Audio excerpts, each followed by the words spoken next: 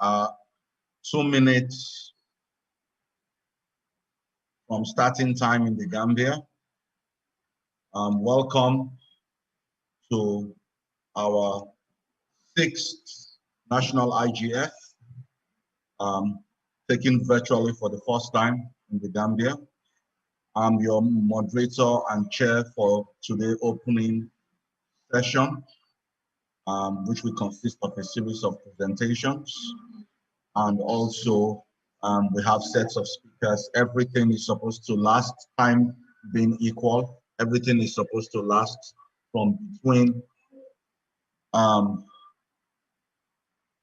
11 to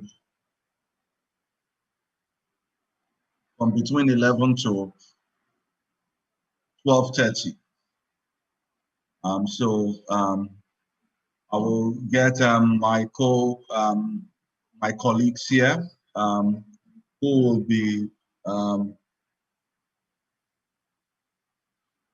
will be joining here as co-hosts. They'll be co-host and helping facilitate sessions. You have Adam Ajalo, chair of the National IGF. You have Halaji Sise from ISOC Gambia president.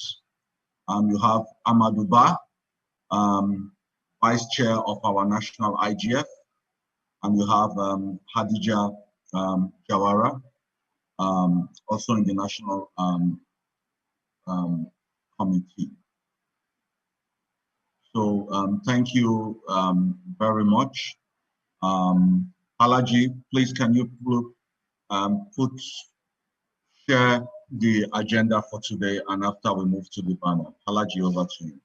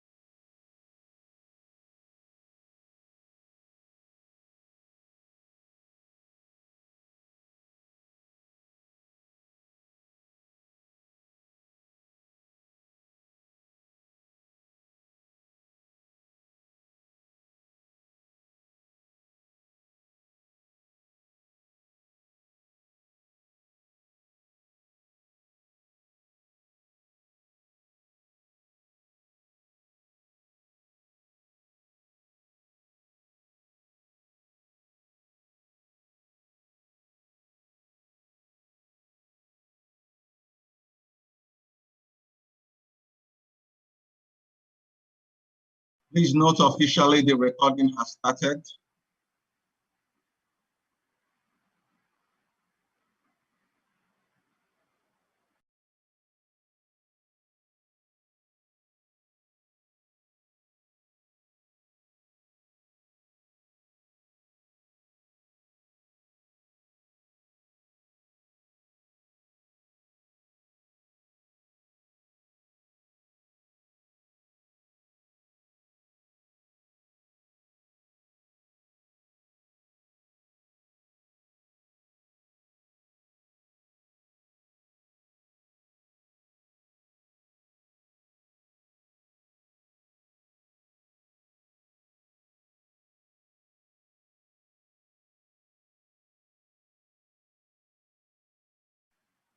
Halaji, please, can you put up the agenda, please? Halaji Sise.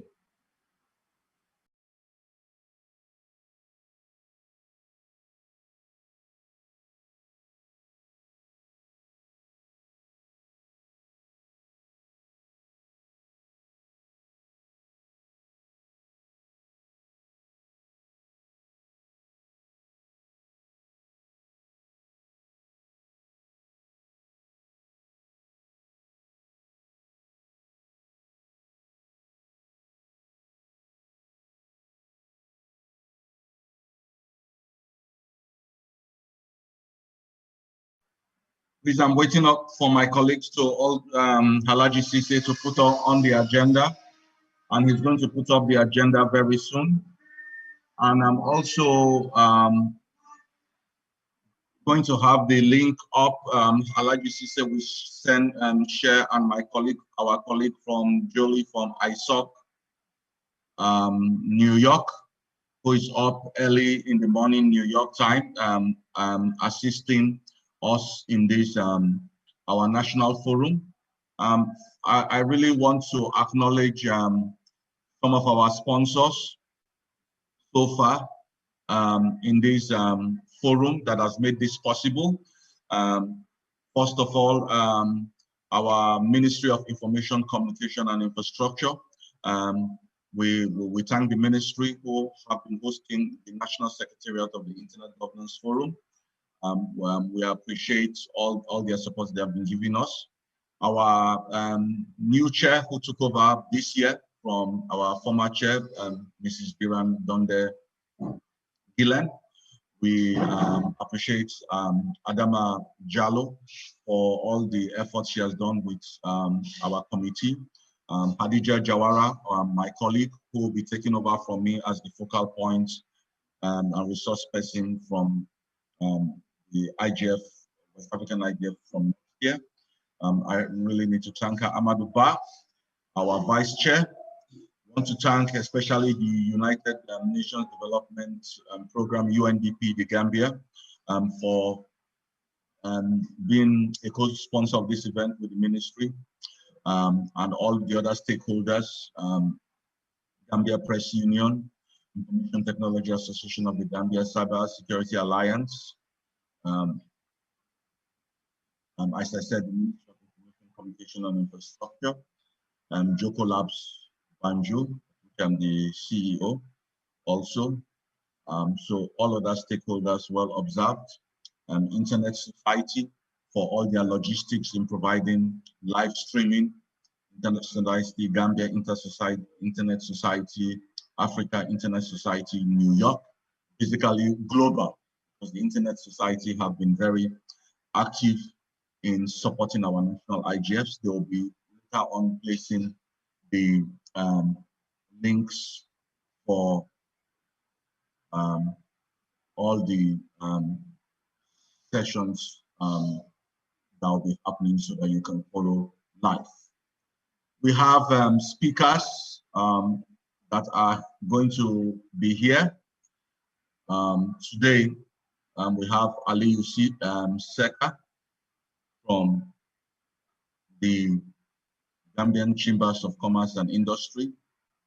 As you all know, since the start of the COVID-19, since Gambia, like all other parts of the globe, got hit, the Gambian Chambers of Commerce and Industry have really supported and galvanized the business sector, support communities.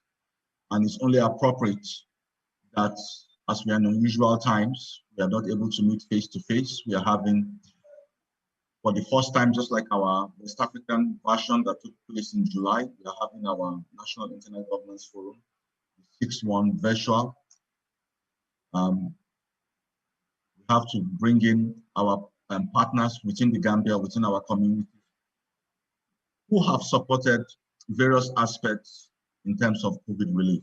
As we know, the topic today is digital inclusion in the Gambia in times of COVID-19. Not surprising that we have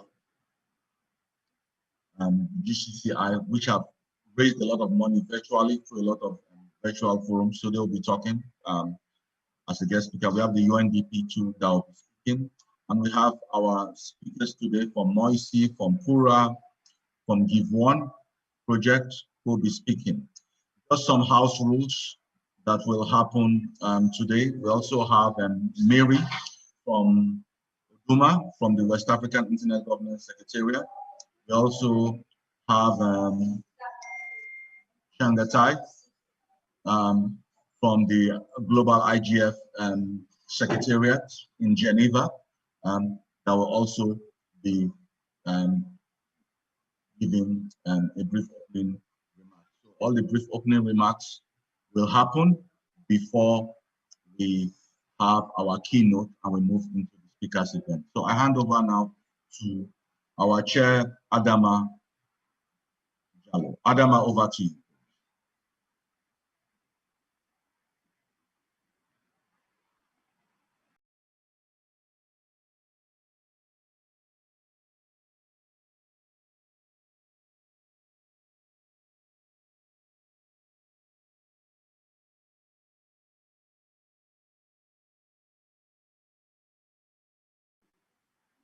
Adama?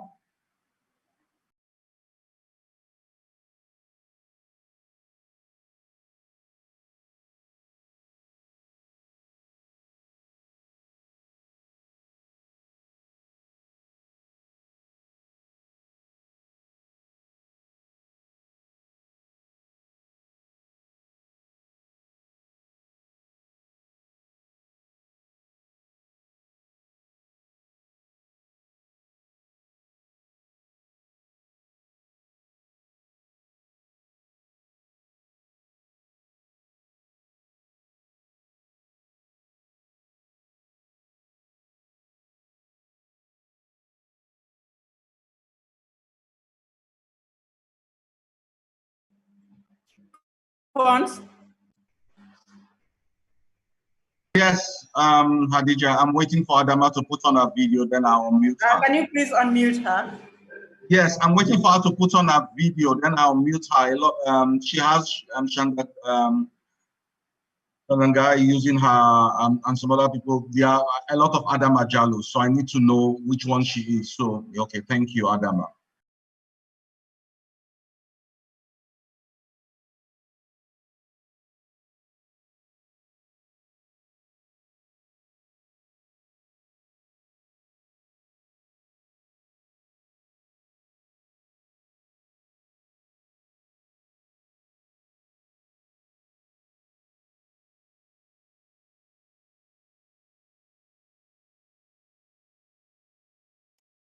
This is the wrong Adama. You have to try the other one.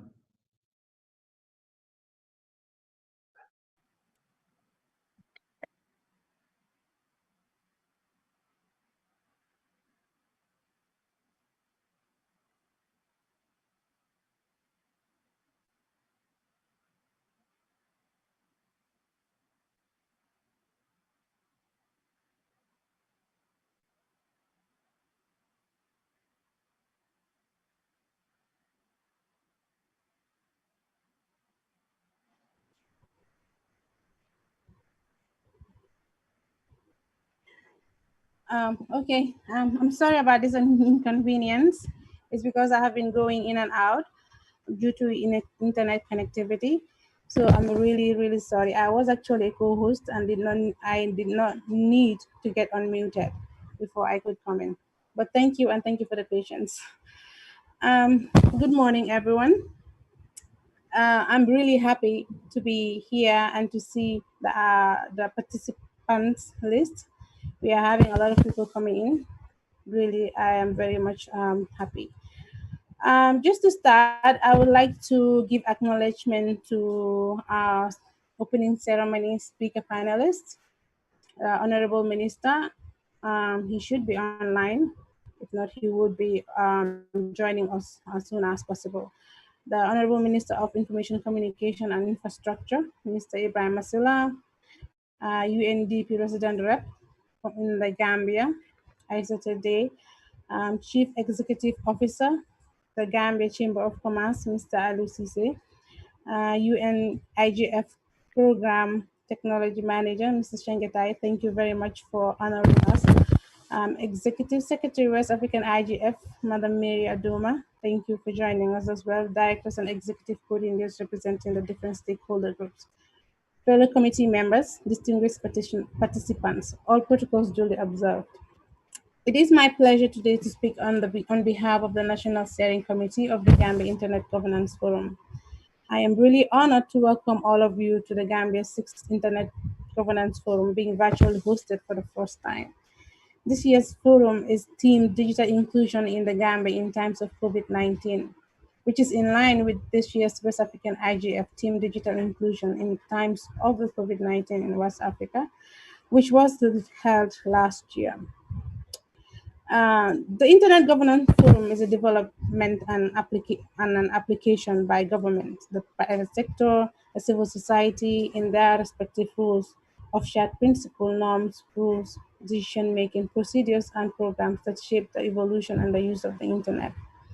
Based on the concept of Internet governance, it is noteworthy that our goal as a national IGF steering committee is to work with the stakeholders to influence the government's ICT policies and to see the Internet governance fully entrenched in all sectors of the Gambia economy at all levels in the various regions of the country. Today's program is aimed at discussing the urgent need for recommendations to implement policies that ensure inclusion, accessibility to the Internet in this day time of the pandemic, where the Internet provides a crucial link to information, particularly in the area of health. In parallel, we will highlight on critical need to dialogue on how the Internet can contribute to inclusive and sustainable growth at all levels through digital economic advancement, especially in the challenging period. Now, just a brief background about the Gambia and its national IGF over the years. The Gambia started hosting its national IGF in 2010 through face-to-face meetings, which continued for 3 years consecutively. Last year, the Gambia IGF and the West Africa IGF were hosted in the Gambia. Positive strides were made towards fostering an environment in which the Internet contributes positively to achieving the sustainable development goals in the country, from key recommendations and policy adoptions, of course, with the support of the Ministry of Information, Communication and Infrastructure. Just to highlight, this was the first time the West African IGF was hosted in the Gambia, and thankfully it went very successful. However, challenges still exist as we gradually develop and slowly gaining the required infrastructure to join the global trend on digital advancement and inclusion. But also, in reality, the process clearly showcases the persistent digital divide that exists despite the efforts being made to curb this issue. The Internet interface is, of course, entirely reliant on the infrastructure and services layer, and the extent and quality of this is dependent on effectively regulated competitive markets.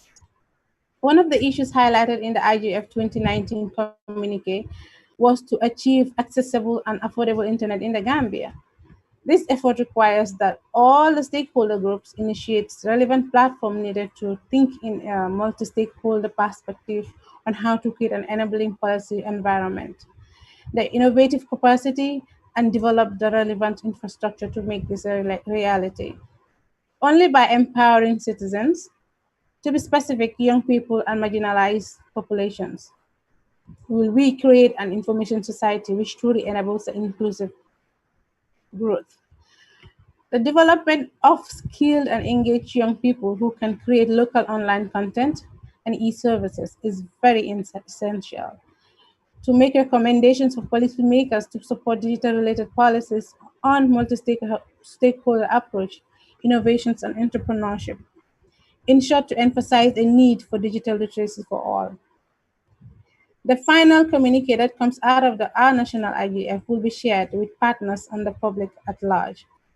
Your inputs during these sessions are vital in developing the communique and relaying the voice of the Gambian populace on these issues. The Internet Governance Forum ecosystem is equally shared on a multi-stakeholder platform in the Gambia.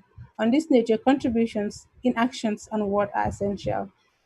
Let us therefore discuss key issues affecting us around the themes misinformation, fake news in the Gambia through social media platforms into the 2021 Gambia elections, and how to tackle these critical issues on the Internet. What are the impacts of the challenges, the recommendations to mitigate these issues? Then we also look at the privacy and data protections in the Gambia, the challenges and recommendations on how to tackle these issues. Finally, I would like to acknowledge and appreciate the key stakeholder groups that have immensely, in one way or the other, supported and contributed to the hosting of this year's National IGF within a short notice. On behalf of the steering committee, I would like to appreciate the following: UNDP for their commitment to fund and host all the costs involved with the organizing process of the National IGF. The UNDP, as part of their accelerator program in response to the current COVID-19 pandemic, has greatly shown interest and conveyed support and partnership to the hosting of this year's National IGF. To the Minister of Information, Communication and Infrastructure, I also would like to acknowledge their total support in serving as a secretariat for the Gambia National IGF in all capacity, and also for being a sponsor to the event. The National Youth Council for putting in all the necessary capacity to engage as many youths across the regions in the Gambia in an effort to ensure digital outreach inclusion for the youth to fully participate and be part of the process of shaping the internet in the Gambia. The Youth Council has committed fully to fund the reimbursement of data to all selected participants to represent different stakeholder groups across the Gambia for these two events. To the National IGF, the National IGF is appreciative of and is saying thank you for the work done to ensure youth inclusion in dialogues, discussions that will enhance internet policies in the Gambia. Thank you for the continued support and partnership. To Joko Lab and Gambia Press Union reps for their unprecedented contributions to the policy and internet governance related aspect of the event, for drafting out the main team and sub-teams featured this year, as well as their immense support and logistics and preparations. The Internet Society Gambia chapter for the technical support for providing the registration and the Zoom platform to host the 2 days virtual meeting. We are very much appreciative of their commitment and process throughout the National IGF planning and organization. To Gambia Cybersecurity Alliance, working closely with the National Youth Council in making sure youth to be empowered through digital inclusion initiatives. To Given Project for being a civil society organization that has immensely and so actively engaged in community event dialogues and discussions on current and emerging issues, policy affecting us as a country related to the internet and internet governance. I must acknowledge the organization works and contributions, advocates that enlighten many youths in internet policy issues and perspectives. To Information Technology Association, Gambia ITAG, for a body that envelops all the information technology different stakeholder groups in the Gambia, to which the Gambia IGF is serving as a sub-initiative. To the speakers from different stakeholder groups within the Gambia and across the globe for taking time from their busy schedules to join the meeting while contributing their valued inputs and recommendations during the dialogues within the span of the meeting. On behalf of the National Steering Committee, moderators, facilitators, rapporteurs, sponsors, and the Ministry of Information, Communication, and Infrastructure, I welcome you once again to this 2-day virtual IGF. We look forward to a successful 2 days deliberation. Thank you all for joining us. Back to you, Mr.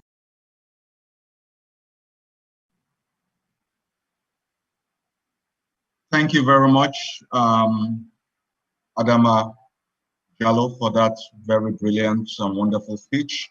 A lot of people might not know Adama Jallo is also a member of the MAG. That is the multi-stakeholder group that organizes and plans the global IGF. She's a youth member. So, and she's on her second year in that position as a youth member representing the global IGF on the MAG, and she has done a brilliant job in that position. So she's now chairing our National IGF Steering Committee with her experience she's getting from the global IGF. So kudos to Adama for that wonderful speech. I now call on Mrs. Mary Oduma from the West African Internet Governance Forum Secretariat. She's based in Abuja. Mary, if you can please turn on your video. So Mary will be speaking to us very soon. The West African Internet Governance Forum took place. The 12th edition took place virtually online in July. Usually, countries, national IGFs, they all always take place before the West African IGF, but because of the COVID, our planning and everything, we had to do ours after the West African one. So Mary will share the experiences that happened and welcome us. And we hope next year we'll be meeting face-to-face in Mali or Niger Republic. So we hand over to Mary Oduma right now to give our opening remark. Over to you, Mary.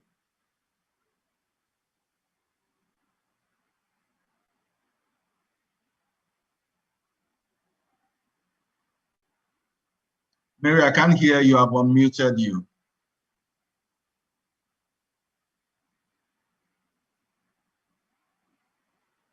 Okay, let me see. Can you hear me now? Yes, go ahead. Thank you. Okay, thank you very much, Councillor. Thank you, Adama, for this opportunity. The Honorable Minister, sir, and all protocol duly established by Adama. So I honor those protocols and just go straight to what I'm supposed to be doing now. Thank you for inviting me, and I'm excited that the Gambia IGF team has in a short period put together this program. I give them kudos. Consulate, Adama, Berian, Amadou, all of you, thank you. And the theme you have chosen, just like what we did in West Africa IGF, is very apt at this moment. It is apt because today, the COVID-19 has exposed the gaps of digitalization, mobilization, internet access in our region, West Africa, and especially in small countries, even like Gambia. Not only in Gambia, other countries of the world, they're experiencing it.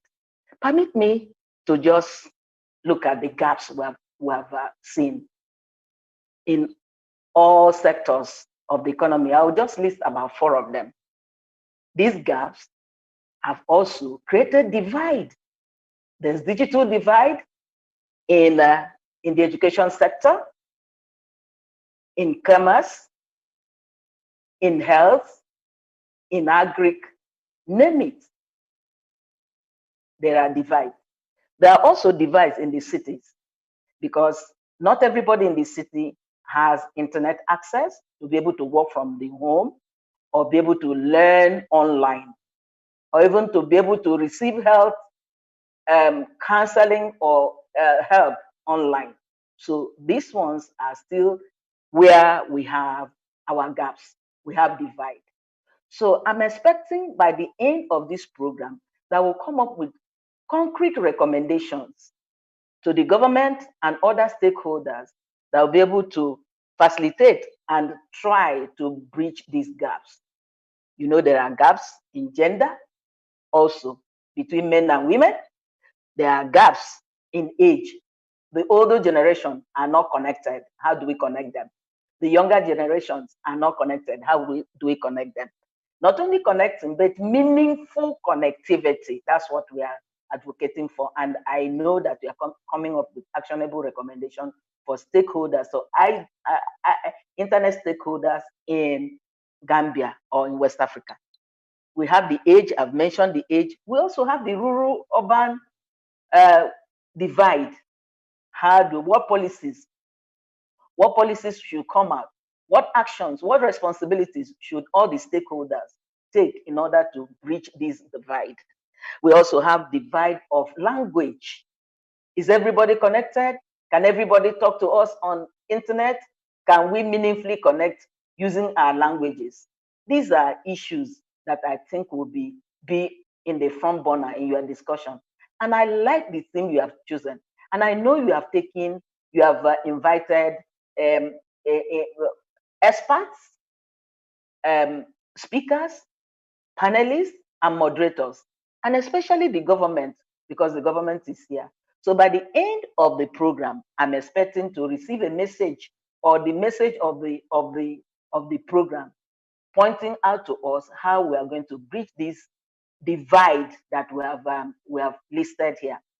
And I want to say Gambia has been very, very consistent in holding internet governance, national internet governance.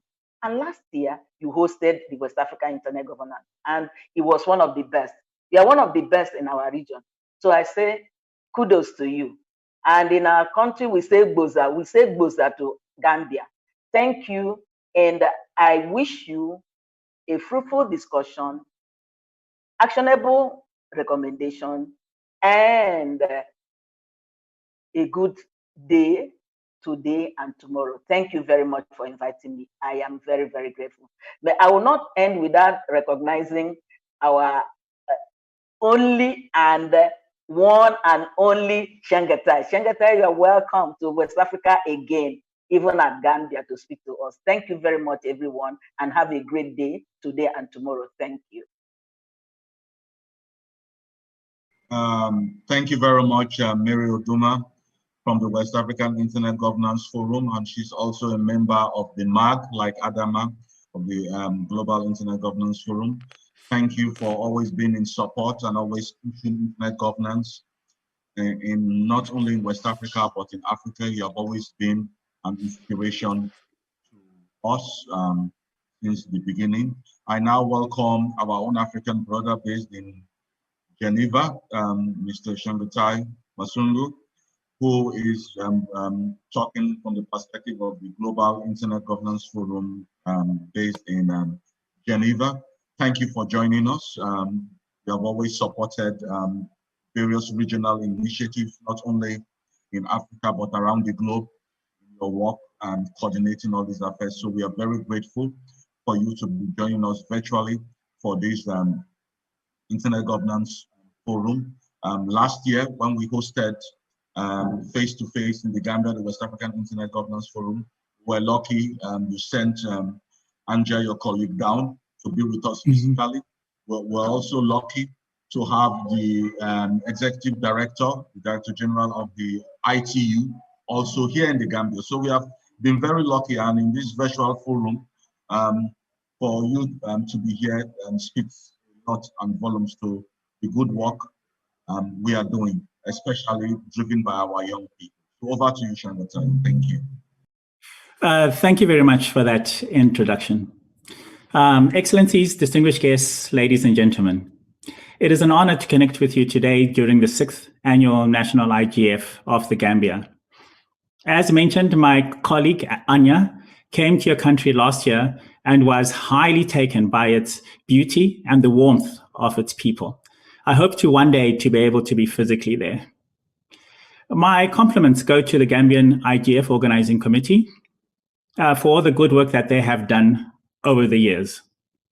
I would also like to recognize Ms. Adama Jallo for her tireless work at the region and also at the global IGF. She's a very, very hardworking member of the MAG. As you are all aware, we are living in extraordinary times, and the issues of inclusion and access have never been so important as we try and cope in this period of uncertainty. The main theme of this meeting, digital inclusion in the Gambia in the times of COVID-19, is very relevant for these times, not just for the region, but for the world as a whole. The UN has put particular emphasis this year in ways its sister organization can help mitigate the effects of COVID-19 pandemic. The sub-themes of social media on misinformation, fake news into elections 2021, and privacy and data protection are themes that we are all struggling with. And I look forward to your discussions and trust that a summary of your deliberations will be transmitted to the IGF Secretariat to be shared with the global stakeholders. Universal connectivity is very important to the UN system. the United Nations Secretary General launched in June this year a roadmap for digital cooperation. The roadmap is a result of a multi-year, multi-stakeholder global effort to address a range of issues related to the internet and to the digital world. The report lists achieving universal connectivity as the report lists achieving universal connectivity by 2030, where everyone should have safe and affordable access to the internet, including meaningful use of digitally enabled services in line with the Sustainable Development Goals as the 8 key areas for action listed. The third area for action listed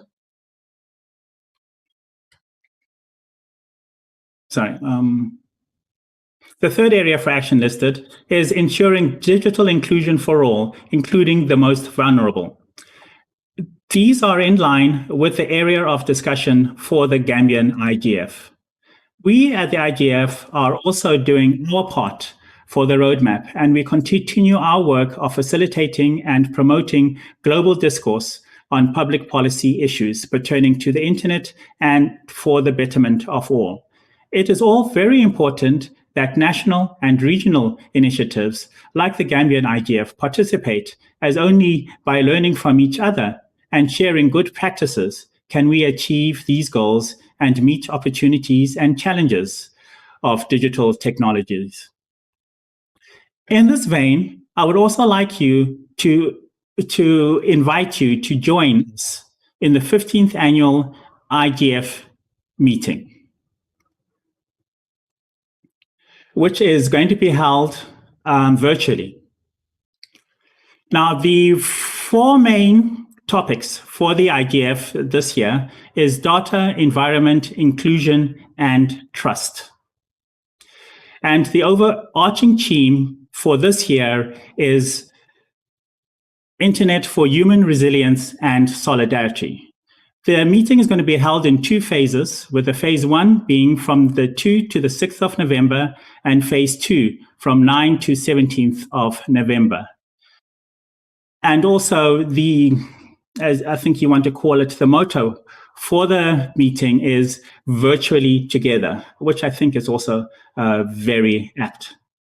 In addition to the community-led sessions, it will include a dedicated track for high-level leaders that will discuss the role of the internet governance in the age of uncertainty. I hope you all be able to take active participation and add your knowledge and experiences to the global discourse. I thank you for your attention, and I wish you all fruitful deliberations and hope to see you virtually at our global IGF as well. Thank you very much.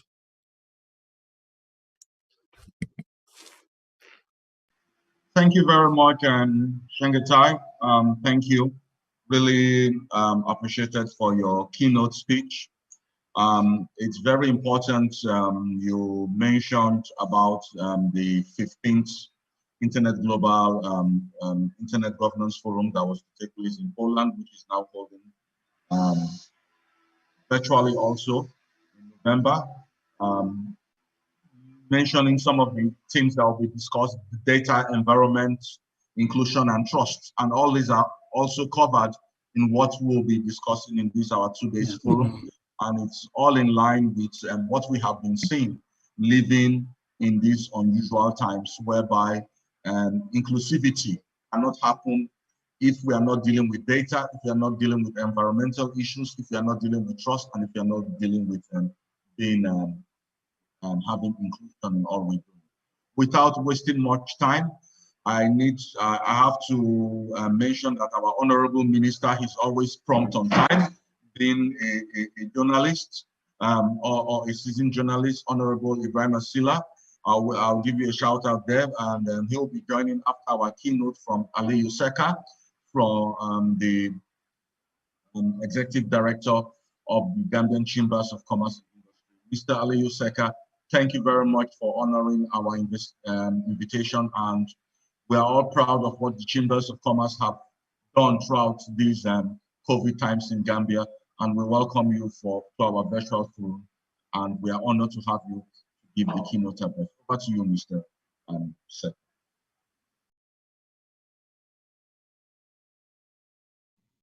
Good morning, Excellencies, distinguished ladies and gentlemen. Firstly, on behalf of the Gambia Chamber of Commerce and Industry, representing the private sector and so many young and budding entrepreneurs, as well as several mature pacesetters who during the last 20 years have made lasting and impressive footprints through their companies, which today inspire a new class of bolder and savvy ICT and social media whiz-kids. The two sub-themes to be discussed by panelists over the next 2 days. Firstly, the impact of social media on misinformation and fake news in relation to election 2021.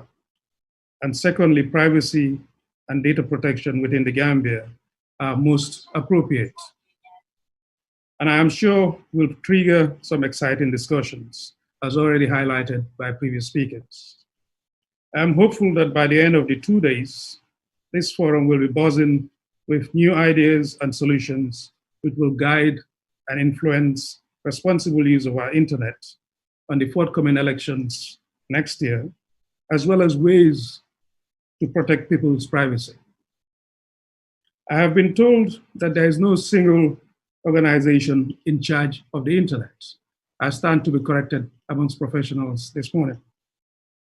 However, the various stakeholders, including governments, intergovernmental organizations, the private sector, technical community, and civil society, must share roles and responsibilities in shaping the evolution and use of this super network. Indeed, far more areas beyond the technical infrastructure and standards have to be considered, including the legal, developmental, economical, and socio-economic and cultural factors which shaped and will shape the decisions and processes made by different stakeholders. I am reminded by a university lecturer that this interdependency is the main reason why technology and policy so closely interact. I recognize that public policy cannot be enforced upon the internet unless we also regulate technical and operational matters. Also, we must remember that decisions made by non-technical actors, such as laws that demand stricter enforcement of online surveillance, will and have a major impact on the internet's protocols, technical procedures, and even our freedom of speech. Distinguished ladies and gentlemen, let's face the fact that decisions made by giant technical actors, such as private corporations like Facebook, Google, etc., have a significant impact on the way society and the economy will function and relate to each other.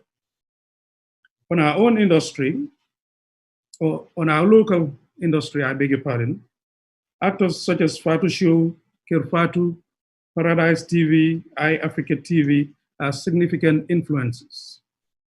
There are some other sensational and very often unreliable players who can also spin any fiction opinion into a trend. Unfortunately, these spinners do not care about the consequences of their slander or libel. They only want to be heard, read, or watched most. Eventually, if some victims care to sue them, they will simply say sorry, but the damage to someone's reputation is already done. Again, one may choose not to care about internet governance, just as much as I have chosen not to bother about cricket matches. However, internet governance has more importance to our day-to-day life than, say, West Indies and the UK bowling, although I also accept that some hardcore fans of either the West Indies or the UK will probably beg to differ. Again, the present COVID-19 pandemic has clearly taught us how reliant today's society has become on the super tool we once upwardly called the cyberspace. Whether it is the ability to hold such an important forum as the one we have in online now, or to work remotely from home, video call our loved ones, or pursue contact tracing efforts, the internet and the opportunities this infrastructure has provided has resulted in the kind of environment and enriched life that we are living and enjoying today. In conclusion, let us all take this responsibility seriously, as the internet is steadily becoming an environment that is more centralized, biased, and can be unfairly used as well.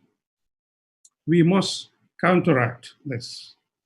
More and more diverse groups of people, including all yourselves online on this forum, me as a private citizen, the Gambia Chamber of Commerce, Tango, the Gambia Bar Association, ITAG, amongst others, need to get involved in the internet governance space and have our voices heard. Let me borrow from Judge Owen, who says, quote, "Who controls the past controls the future. Who controls the present controls the past."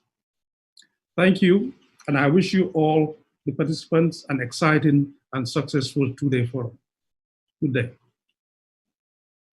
Thank you very much, Mr. Ali Seka, for that nice and wonderful speech, and talking about all our media players too that have done very well in this time, giving us information, whether it's ITV, whether it's KFATU, whether it's FATU Network, and also talking of some of these consequences we have been dealing with about unscrupulous people within the media, also using the freedom of expression we have to also pass informations that are not correct. And that's why it's not surprising. There's a whole theme on misinformation and fake news happening, taking place tomorrow that will be discussed, because those are critical as we enter into an election here, God keeping all of us alive in 2021. We are also quite grateful. You mentioned about all stakeholders coming together more in the field of internet governance in the Gambia, and so that we will also see the business sector also fully represented. We know we had a representative in our steering committee, and we encourage that representatives and more active participation as we plan going next year to have face-to-face, all things being equal, and also having the business community attend our sub-regional forums and global forums, and also the African forums. Thank you very much. We really appreciate. And I will hand over now to open this our 6th annual Internet Governance Forum virtually, as he did last year face-to-face. Honorable Ibrahima Sila, the Minister for Information, Communication and Infrastructure. Over to you, Honorable Sila.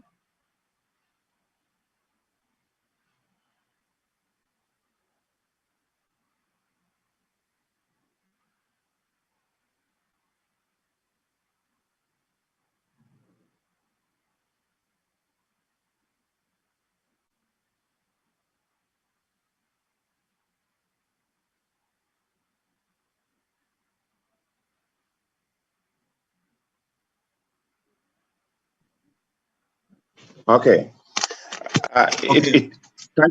Thank you so much, Mr. Chairman. I mean, my mic was muted and it wasn't allowing me to unmute because it will always say the host is not allowing you to unmute your mic. Yes, sorry about that, sir. All right, thank you. Thank you so much, Chairperson, and all the participants in this very important forum. I recognize the former speaker, Mr. President of the Gambia Chamber of Commerce and Industry. I also want to take this opportunity to thank all of you who are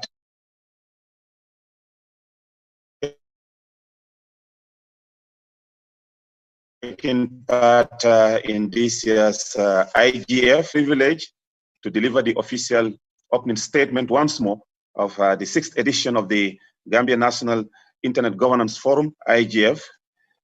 Chairperson, this year's IGF held virtually for the first time ever due to COVID-19 global pandemic, with the theme Digital Inclusion in the Gambia in times of COVID-19 is a clear indication the digital transformation agenda has to be taken very seriously. As a ministry, we are very much committed to the digital transformation agenda in line with the National Development Plan, the NDP, and the National ICT Act for Development Policy 2018-2028. Distinguished ladies and gentlemen, it is important to note that the government of the Gambia has recognized ICTs as a significant pillar for the socio-economic development of the Gambia. The National Development Plan, the NDP, which is the National Development Blueprint of the Gambia 2018-2021, has identified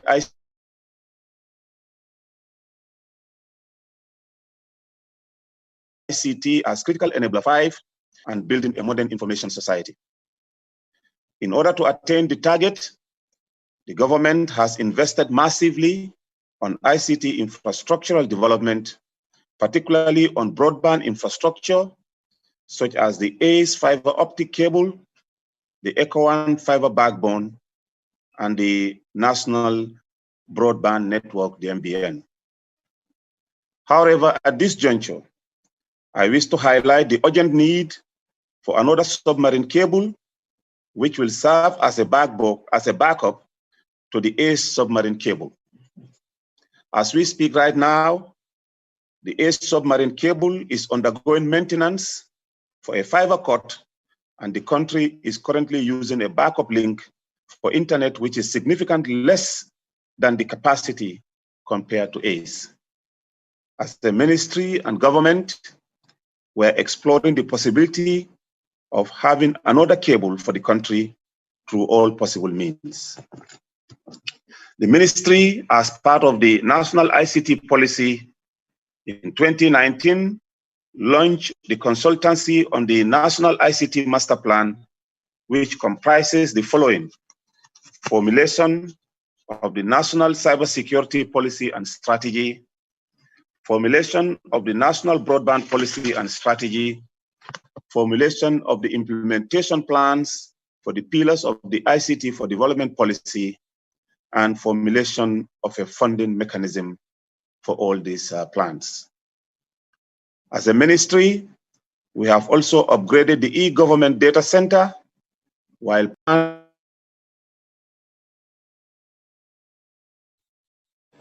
to migrate to the new MBN data center, possibly this year. We are also connecting all ministries and departments into one big network infrastructure, otherwise known as WAN or GovNet. Distinguished ladies and gentlemen, internet governance has been evolving and continue to evolve into a truly multi-stakeholder dimension since the inception of the first Internet Governance Forum in Athens in 2006. The first IGF was established after deliberations at the World Summit on the Information Society in Tunis in 2005. It is important to mention that our goal as a ministry, in line with the governmental ICT policies, is to see internet governance fully entrenched in all sectors of the Gambian economy, be it at policy or grassroots level. Distinguished ladies and gentlemen, as the Internet Governance Forum is a bottom-top approach from grassroots, national to the global level, the Gambia through ITAG and now the National IGF Committee has effectively organized the National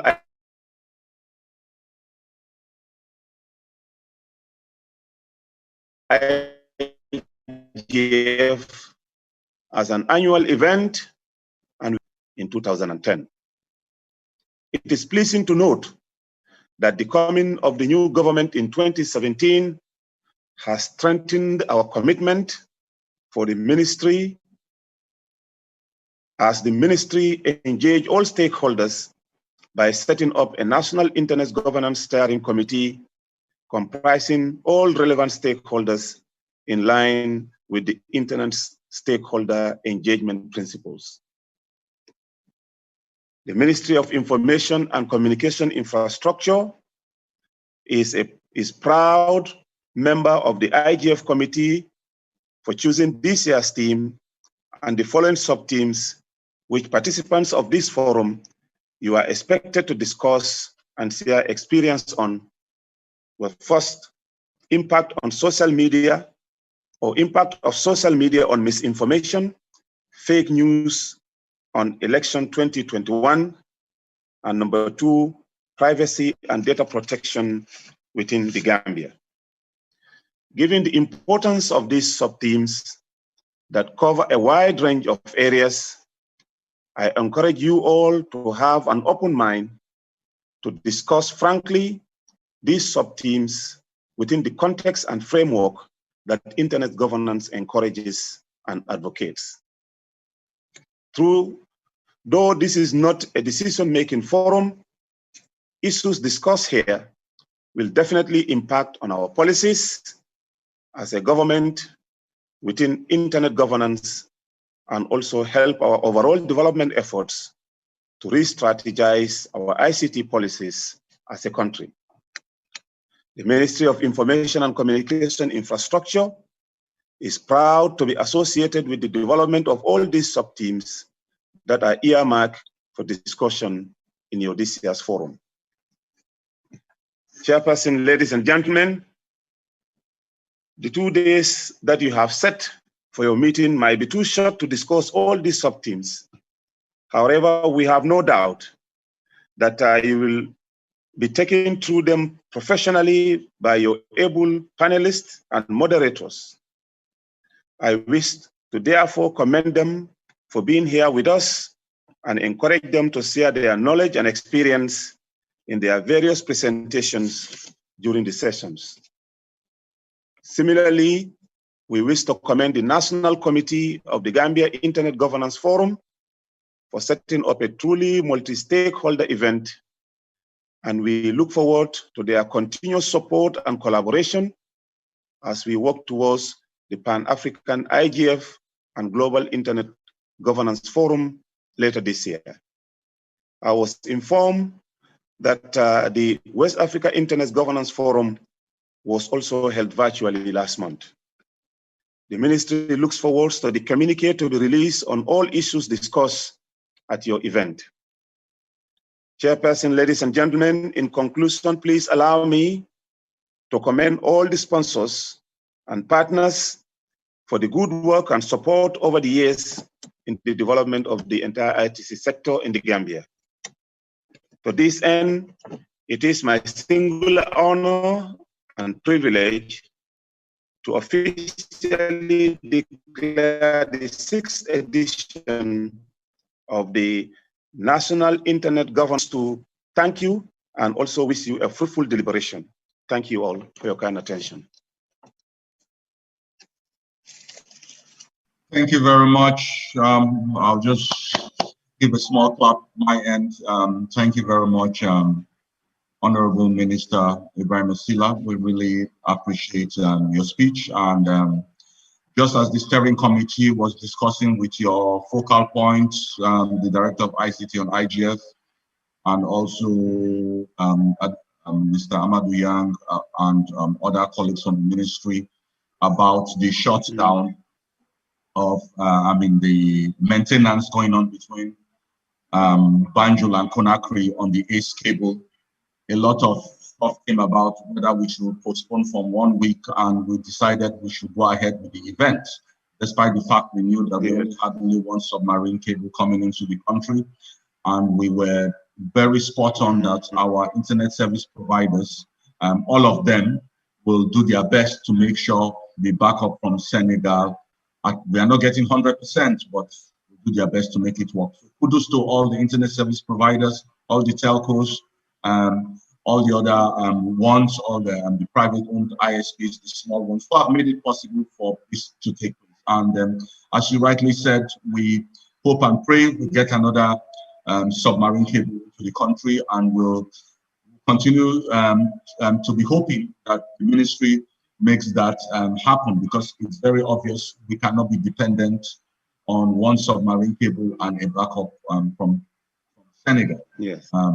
And so thank you for your wonderful speech. And also we hope and pray within the line of the National Development Plan to see if possible that one day the ministry's name too will change to the Ministry of Digital Economy, because that is what we are dealing with now.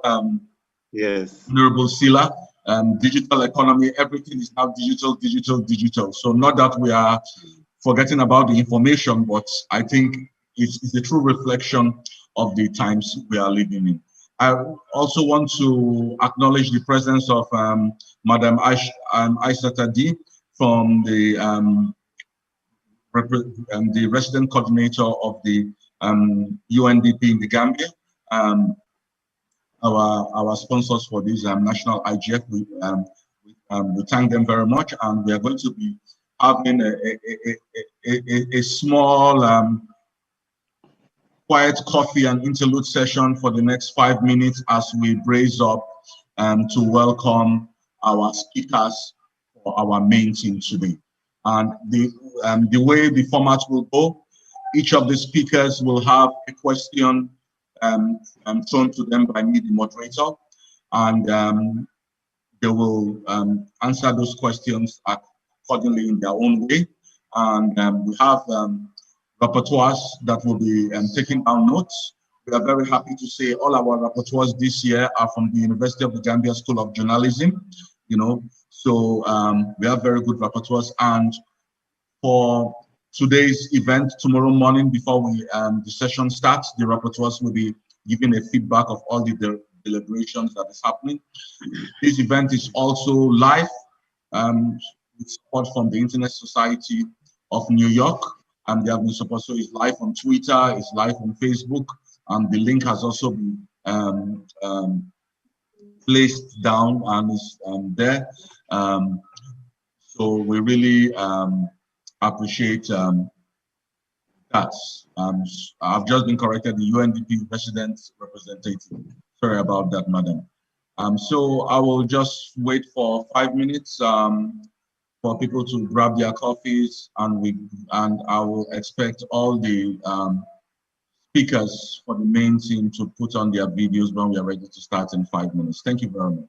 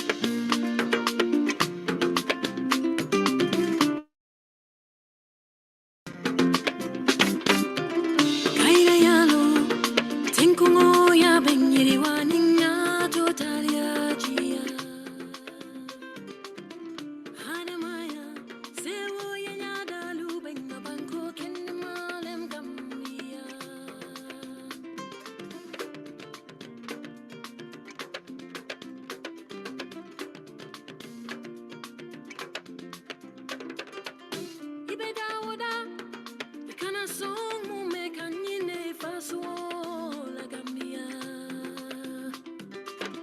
Tunya, inyina tai bosogola, inyina tai fangolela.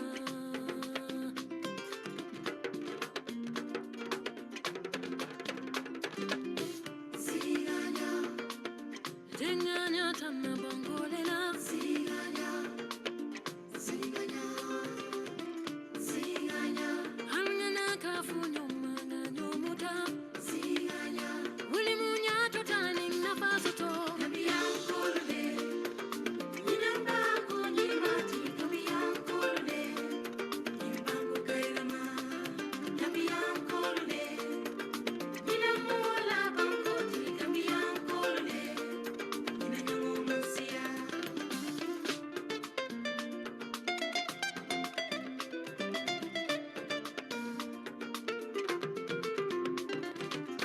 Anemata, wule asabu mulu ya bunya. Habarakata, wule atina mulu mangana. Nimbangu nyima faida.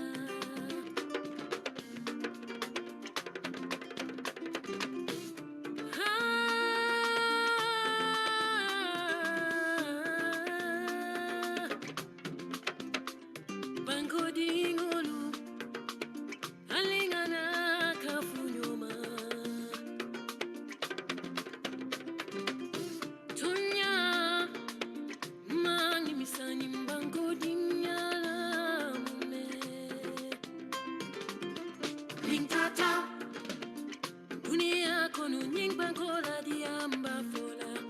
Gambia nyonke. Gambia kolde. Inamba konyimati. Gambia kolde, imbangu kairama. Gambia kolde, inamola bangoti. Gambia kolde, inanyomansia. Gambia kolde, inamba konyimati. Gambia kolde, imbangu kairama. Gambia kolde, inamola bangoti. Gambia kolde, inanyomansia.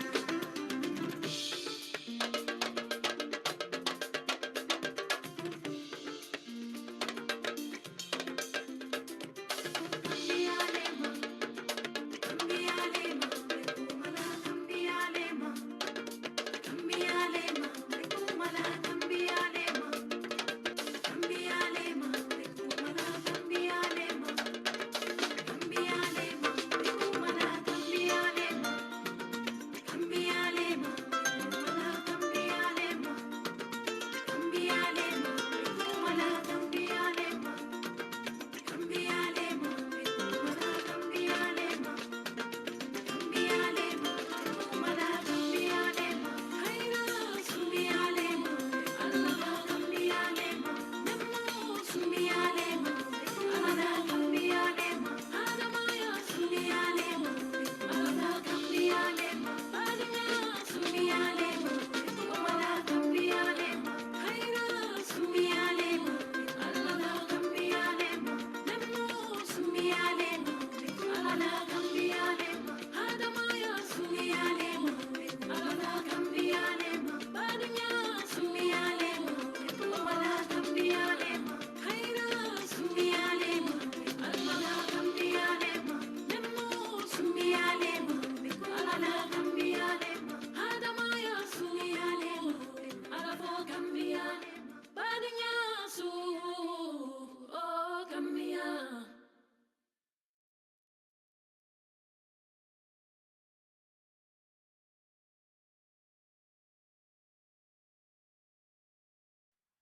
Ladies and gentlemen, welcome back. I hope you had a good break in your own way. We're going to be starting the main session for today, whereby we're going to be having this main session, which focuses on digital inclusion in the Gambia in times of COVID-19, moderated by myself, Ponslate. national focal point for internet governance for the West African Internet Governance Forum, the Gambia. So we have MOICI, the Ministry of Information, Communication and Infrastructure, will be present. We have PURA, the Public Utility Regulatory Agency. We have the UNDP, United Nations Development Program, represented by the President Representative, Madam D. We also have Give One Project, represented by the country coordinator, and we have the National Youth Council. We have to include youth in everything we do. We had yesterday our National Youth Council virtual pre-internet governance forum. We have always been doing it where we meet youths from all over the country and give an overview of internet governance and issues around internet governance in the context of the Gambia. So we had a wonderful session yesterday, which was quite interesting. So thank you, the National Youth Council, for putting that up virtually and always supporting it around the country. So without much ado, I'm just going to get everybody ready for this session, and the session is going to go accordingly in certain formats. I'm going to ask questions to each of the panelists, and at the end of the first round of questions, we will, my colleague Alaji Sise and Adama Jallo will take questions from the audience. If you have a question, you just raise your hands and I can unmute you to speak. If you don't want to speak, you can put down the question and my colleague Halaji or Adama will read out the question, or Hadidatu will read out and that will be taken by each of the panelists present.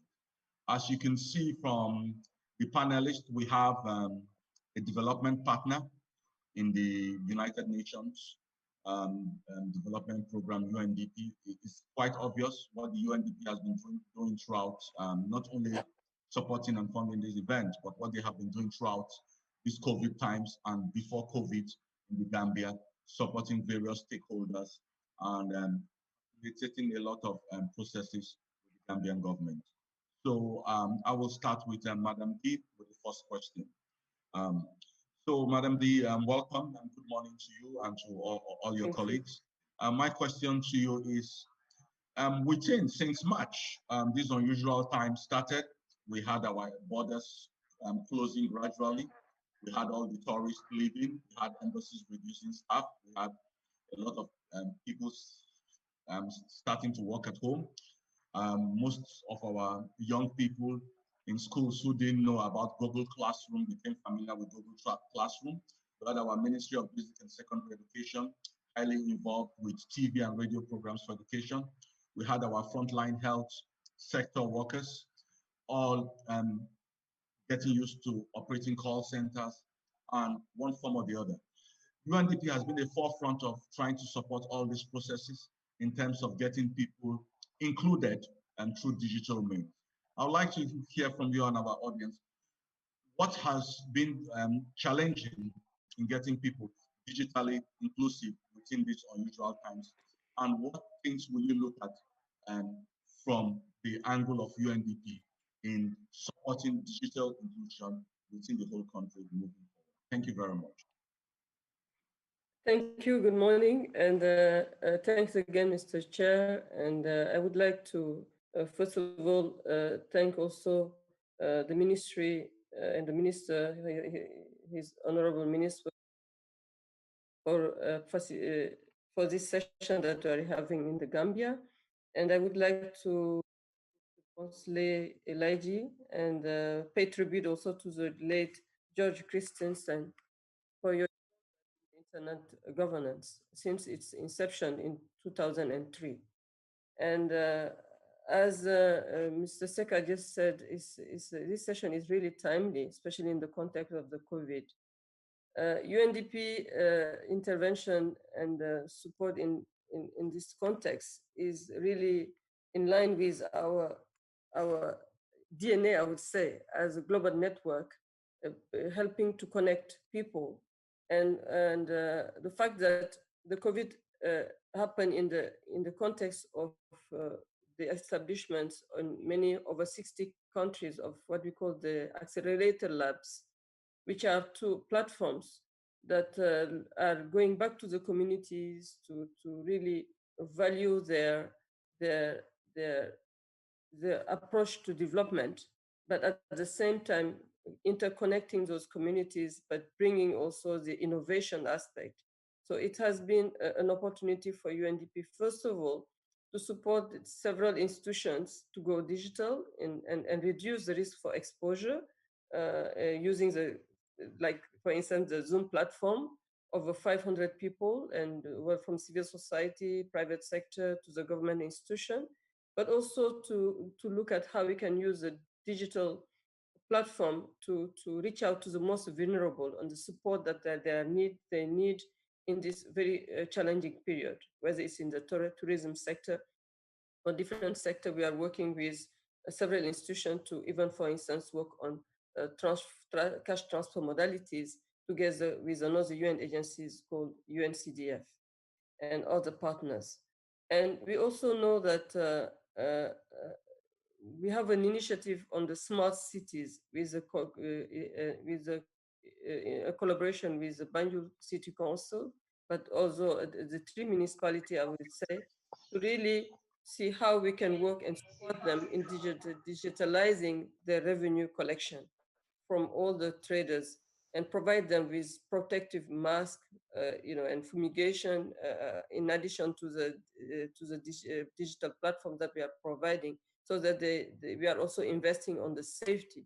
And why we are doing it, we are working closely with these young entrepreneurs, because most of the face masks that was made available has been jointly produced with the ITC, which is the International Trade Center, to make sure that we are investing in the capacities, and with the Mbolo Association, for instance, for those young entrepreneurs to seize the opportunity of the market that they are having to produce and make available these face masks that all the population need, and having reduced price. And it with a large distribution from the mosque to the university to several stakeholders, including civil societies, to the youth, and police, the army, and frontliners, to make sure that we are reducing their exposure. And the accelerator lab that I just mentioned is also supporting soft skill training for the differently able persons and recently graduates from UTG. I think the fact that we need also to pay attention to the differently able person, and I insist on this point, because the digital platform can help them to really be more, to strengthen the inclusive approach that we are all aiming to, especially for development in this current period, where the socioeconomic impact is really high, especially for them, or is more intense for them. So to have them use this platform can help them to increase their participation, and to have their voice echoed in several areas of the sectors that we are covering. In achieving these milestones and building back better is at the heart of our national digital economy, as the minister has said. The role of the private sector, that the private sector is plays should be emphasized. And I think the fact that many entrepreneurs are working hard to meet the daily need of the individuals, but also the cooperation organization like the one that we are involved in this process, something that is very, very important. In a nutshell, I would say that this is a very timely forum, and we are very happy and interested in listening to all the stakeholders.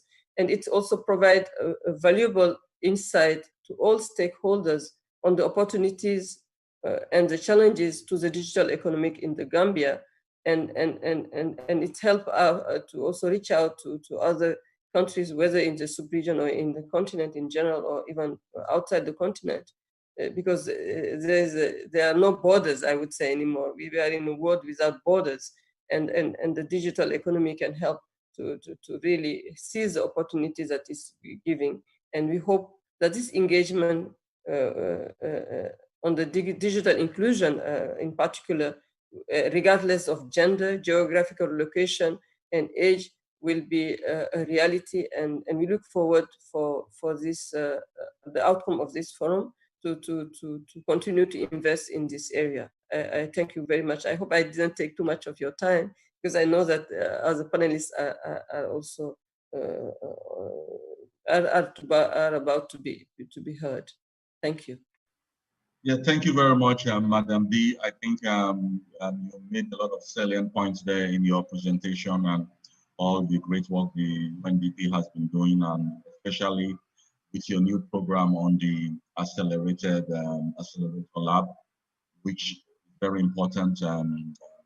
Having dialogue with a couple of your colleagues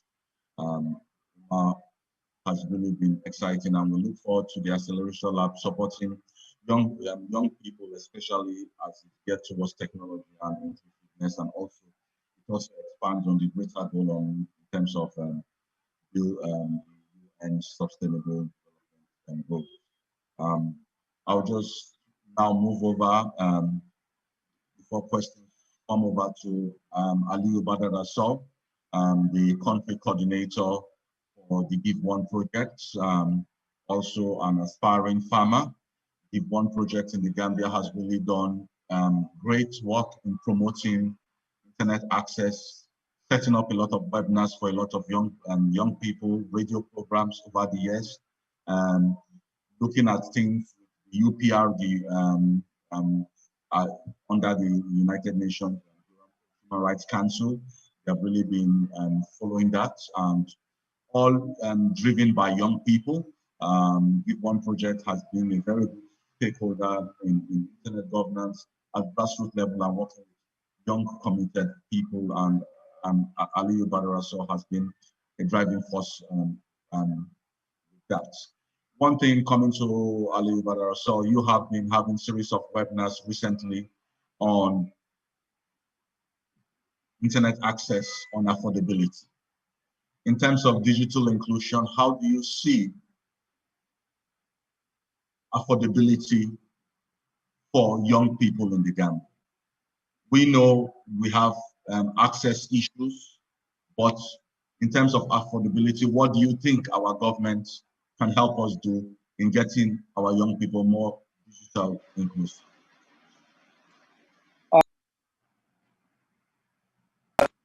Thank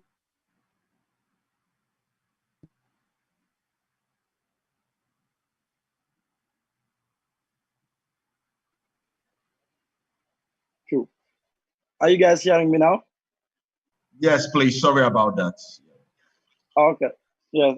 Thank you very much, Consulate and the team Adama, for facilitating and hosting this year's Gambia IGF. So it's raining here. You would forgive me. Maybe there will be some unwanted noise here and there.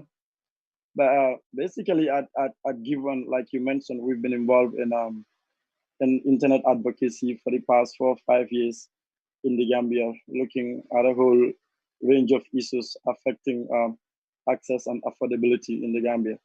And then one thing that made the work obvious was when this COVID pandemic outbreak came, and then it was obvious to everyone that the internet is everyone's best friend, because this is where we all turn to for our daily meetings and daily information that we need regarding all the COVID updates in the country.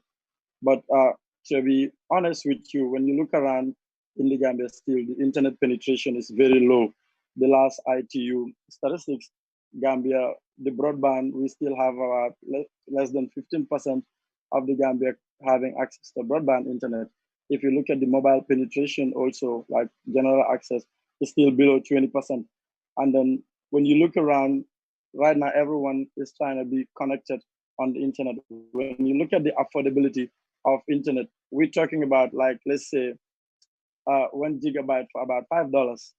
when you look at the income rate for regular Gambian, a day is less than $1. Like, how do people have access to this expensive internet in the country? I've seen how telcos really work hard in, in creating bonuses here and there. That was a good thing, but still not enough for the average Gambian. If you look at the average Gambian is poor. And when you look around connectivity, it's still a problem, even in the greater Banjul areas where you have the broadband connection on the fiber cable in most of the places. It's still a problem. You go to places in Fajara, there are pockets of like dead zones where you even struggle to even send a regular message on WhatsApp. We wouldn't even talk about the rural areas where I currently live. Like, people struggle to have access to internet. And I think the government should just go beyond having rhetorics on this thing. We need to be serious about development, especially when it comes to the internet.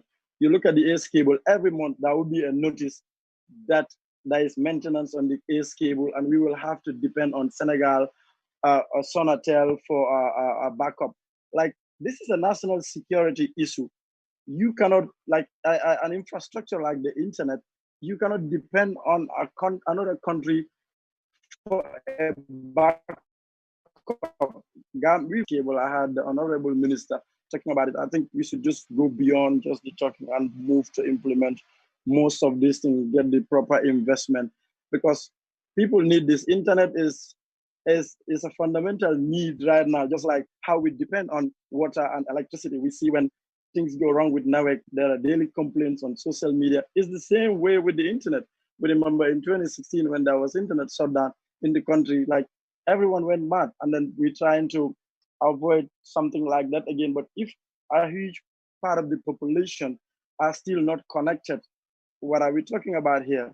I think we need to get all relevant stakeholders on board. Now, if anything, the COVID is telling us that we need the internet, just like how we need access to water and electricity.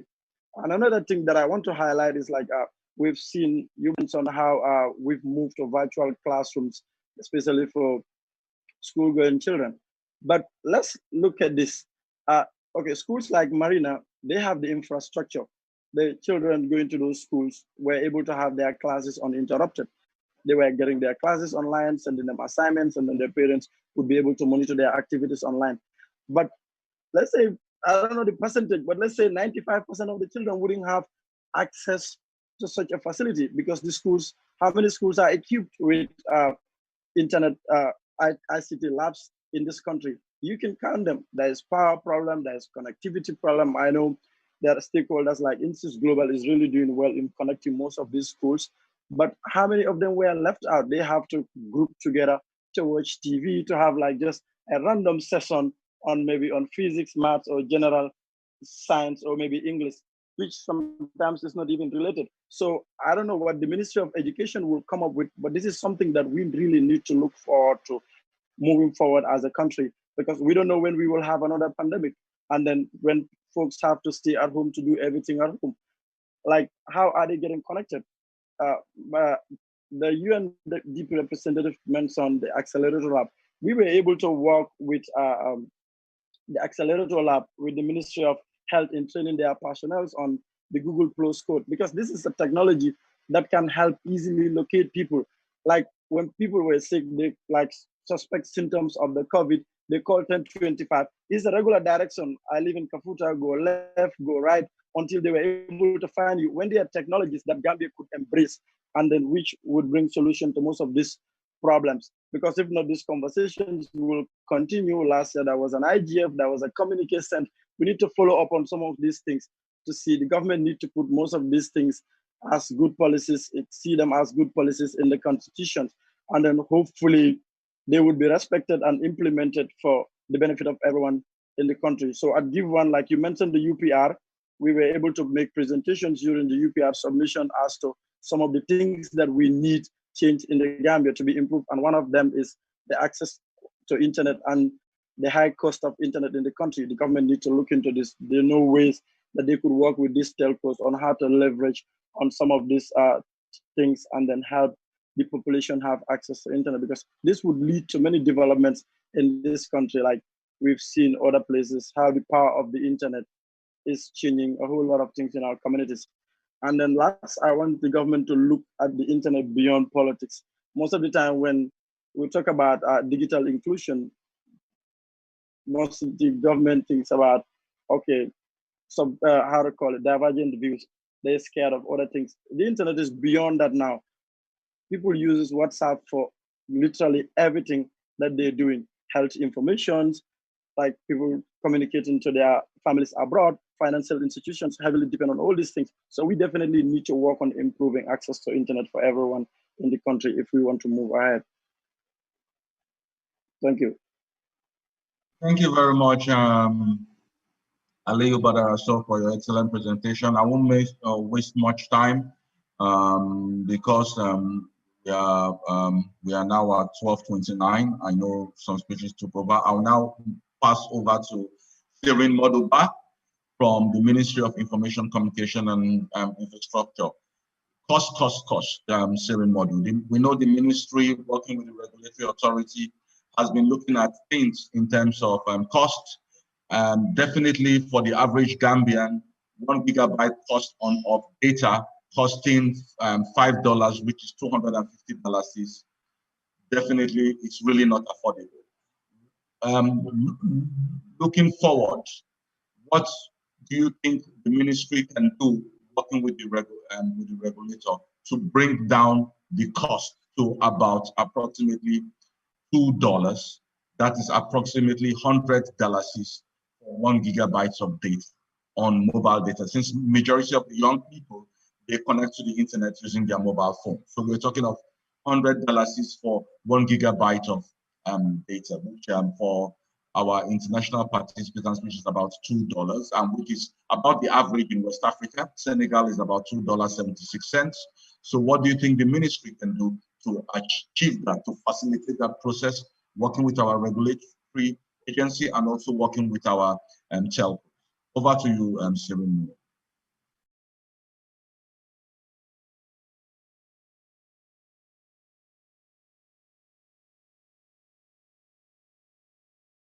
Sirin Modu, you're unmuted. Please unmute yourself.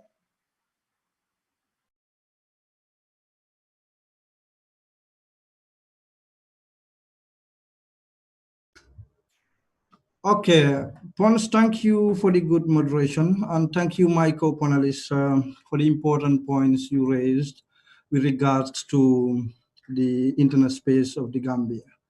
And thank you, Gambia IGF, for at least the good work you're doing so far with regards to internet governance. On your question, I think I would say in economic terms, cost is a very complex phenomenon. It is determined by many things, particularly when it comes to internet in the Gambia. So it is somehow true, I would say, that affordability with regards to cost to internet is not there. And it is also important for me to at least raise here the efforts that my ministry and my government is doing with regards to at least reducing the cost. I can tell you in the past 3 years, I think it was in 2017, a cost model study was done with regards to reducing the cost of internet in the Gambia. And as a result, the cost was reduced to approximately more than 70%. But still, some people will feel it is somehow high. So first, I will demystify to you people why the cost looks so high. Because first we have to understand that the internet ecosystem of the Gambia is composed of many things, which is, let's say, the ACE International Fiber Optic Link, which is a consortium. And in that consortium, you have different players who invested heavily to at least bring that link from Europe to the Gambia. And also the operation cost that is underpinning that is cable under the Gambia submarine cable.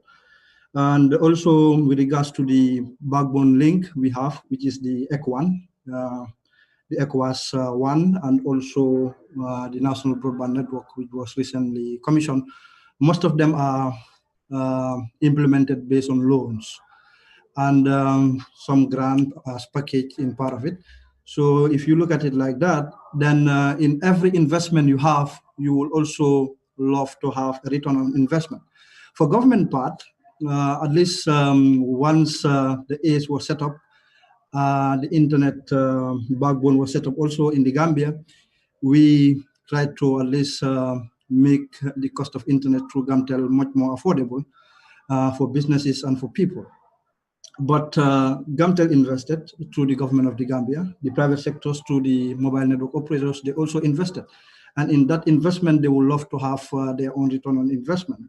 So as a result, including the tax that government is charging the mobile network operators and other fees that they are getting to government, I think that is part of the thing that constitute the whole cost model. So which make it somehow expensive in a sense. Yes, it is somehow expensive, and we are doing a lot of things. One was at least to establish an IXP, at least to localize the traffic of internet and voice or data in the Gambia. You know, we have the Google cars, we also have Facebook cars, and all those things coming.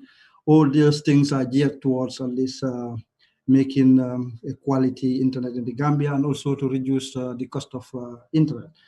And recently also, when it comes to the cost model or the cost ecosystem, you realize that when it comes to spectrum or the cost of a spectrum, which constitute to that cost I was saying, the government of the Gambia at least is having one of the lowest spectrum fees in the sub-region, I can tell you. So not the lowest, but one of in the sub-region. So we are doing effort at least to reduce that thing, to make sure that the cost overall is reduced. And also, I think what the government should envisage to do with regards to further reducing the cost is more of the tax regime. Although we are reducing it, and Gambia is a tax-based economy, that is the reality. But we can further reduce, look at taxation in terms of broad base, not in terms of direct return. If government look at taxation in terms of broad base, meaning if I reduce the taxation to the lowest minimum, it will create ease of entry for other operators, for other investors, for other ICT firms to at least leverage on the internet to do business. In that case, if an ICT firm registered for business, you would expect that ICT firm to at least maybe pay the registration fee, pay some taxation fees, and you have many other ICT firms or other businesses coming into the sector. In that broad-based term, you realize that the more businesses that come in with the more money that they will pay to government will be far more than if you raise the taxation to a higher level. And the other thing in reducing the cost is an economic concept of what we call competition. You know that we also tried as a country to liberalize our market. The Gambia was a purely monopoly market when Gamtel, the incumbent operator, was by the time controlling everything. And we realized that to at least make it a favorable market, a flexible market whereby many players will come in play, will have impact on reducing the cost, will have impact on creating more employment, we have impacts on creating more businesses and fuel innovation and creativity in the society. As a result, we did that. And we have 4 operators now employing many Gambians. Many other Gambians are doing business using the internet from those operators, at least who are employing more other people. I think we are doing a lot when it comes to cost.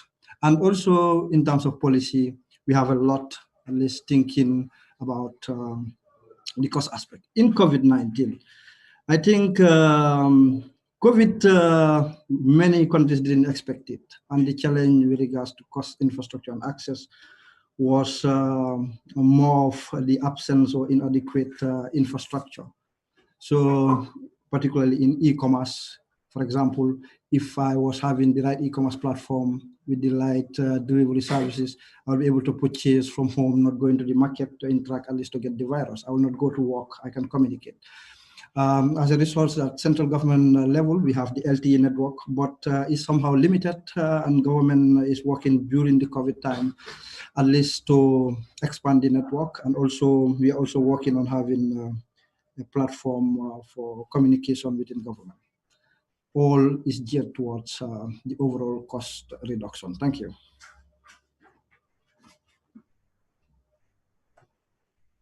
Thank you very much, Siri Modu.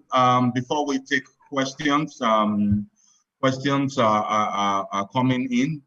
But before we take questions, we just have a statement because the National Youth Council are busy in an emergency meeting. But Amadou Eba from the Cybersecurity and Alliance and a member of the steering committee will read out a statement from the National Youth Council on this main team, and then we go into the question session. I already see a question from Ya Demba from the North Bank region. So I will ask Amadou Eba, please, can you read the statement from the National Youth Council, and then we'll go to question and answer.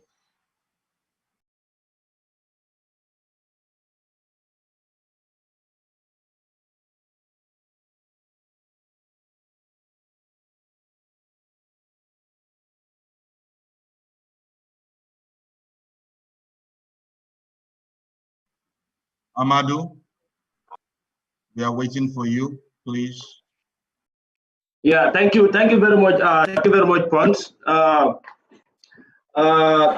This is just a short statement from the National Youth Council, as you rightly mentioned, who is the acting executive director, Mr. Alaji Jaju.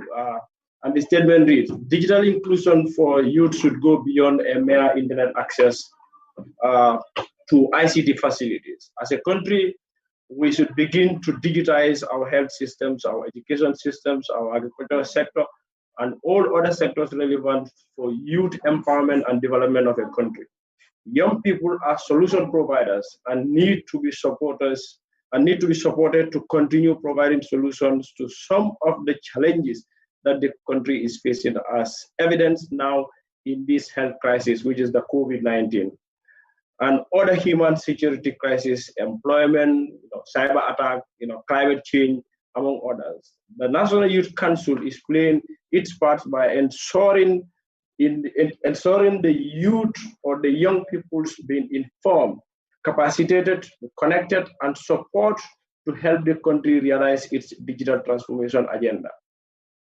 As we speak, the Council, through its Youth Connect program, in partnership with the United Nations Development Program, the Gambia is establishing a youth creative lab, which will serve as an ideal house for talented and tech-savvy young Gambians to put their ideas into reality and support the government and its development partners in the realization of the National Development Agenda and other development frameworks. We urge all interested stakeholders to join hands with us and let's work together to ensure our youth and country are digitally included and transformed. We have the ideas, we are innovative, and we are united as a country. It's therefore my firm belief that we can make it happen together. Thank you very much. Amadou, as we go into question and answer, one question came back. I know, the UNDP is supporting the National Youth Council setting up something, but we also know we have community networks, which the Internet Society who are supporting this program in terms of live streaming, recording, and everything. The Internet Society, since the coming of the internet and the founding of the Internet Society, which coincided with the coming of the internet, has been very, supportive in terms of taking infrastructure and access to remote parts of the world. And one of their programs is building community networks. We saw a question from Yai Demba from the North Bank region asking about connectivity in rural areas. That has been going on a lot now, and we really don't have, even on mobile data, people cannot connect. I would like to ask Madam D whether the UNDP has any program to look at setting up of regional community networks young people working with the ministry in rural Gambia, or any initiative through the accelerator lab whereby in our various regions, they can have a community network where young people can just go and have access, Wi-Fi access for free. And I don't know whether that is feasible, but I think it is something that is very doable, as we have the national broadband network all around the country. So I don't know whether you'd like to take that question, Madam D. Thank you. Yeah.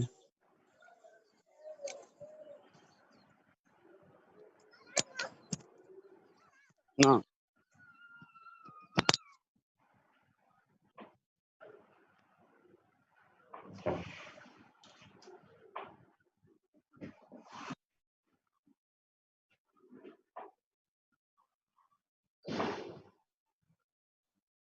All right, thank you. I have my colleagues who are leading the accelerator lab. Well, promising free internet access at local level. At this point, we are not there yet, but he can give you more details on our interaction with the youth and how we are facilitating a partnership that also can build up setting systems that are durable, because a free internet access, you can do it for a few months and then for a year. And what now there are the resources are no longer available for continuity. So this is something that we need to look at very closely on supporting. Now what we are doing for facilitating the stakeholders with whom we are working, as I said, is to give them access through the platform. And depending on the type of activities that we are supporting, of course, we invest on reducing risk of exposure and making sure that they go virtual. But this is going beyond organizing meetings. I think what we are talking about in terms of digitalization is go beyond using internet for our daily uses. Is how do we go paperless? How do we interact in a more rapid way, and even formulating our documentations, especially for the youngest, not using only Facebook or or social media for entertainment, but to use it to build it as a tool for development. You know, to use it for market. We know that many services are going online now because of COVID. We cannot go out even to buy some goods when we are in quarantine. So these are the alternative way of going digital that we really want to promote. But over to Umar, who's connected to, who is directly leading the accelerator lab to provide more details, if you allow just 2 minutes. Over to you. Thank you very much, Aisata. So Umar Jain, please, your boss has put you on the spot, so over to you, Umar. Thank you very much, Ponsalet, and thank you, Aisata, as well. So good morning, everyone. Just to build on what the resident representative has just said, with the Accelerator Lab, what we are looking to do is to go further into the country and work with existing youth centers. And the reason why this hasn't been so much on the limelight is because we are still working to build that network within even the UN agencies. So there are other agencies that are doing work in this area, and part of the lab is to promote this one UN philosophy. So with the likes of UN CDF and ITCF, we are also trying to work with the National Youth Council. This is a way for us to be able to ensure reach to all parts. But just lastly, the two things that will kind of also encourage this thinking is our attempt to support LUMOS and MSMEs to digitize, like the RR just said. And then secondly, our focus on citizen data. So before we were focusing on youth unemployment, and we partnered with some groups. Ali Sow mentioned something we did with them. And now the focus is on citizen data, which would allow us to better understand who's digitally excluded in order to make them more included in these processes. So I leave it there, but I encourage you to check out the work of the ACT Labs online with hashtag ActLabGM. Thank you, Ponsalet. Yeah, thank you very much, Umar. I like the term citizen-generated data.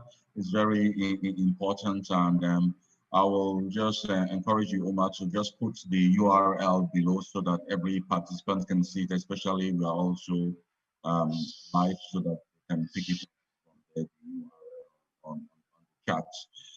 Thank you very much, Madam D and Omar, for that contribution. There's a question that goes from Demba Kande to Serene Model from the Ministry of Information, Communication and Infrastructure. The question goes: the Information and Communication Act 2009 mentions the establishment of Universal Service Fund. How far with this, and what has MOICI government done so far for universal access and services concerned? Over to you, Serene Model.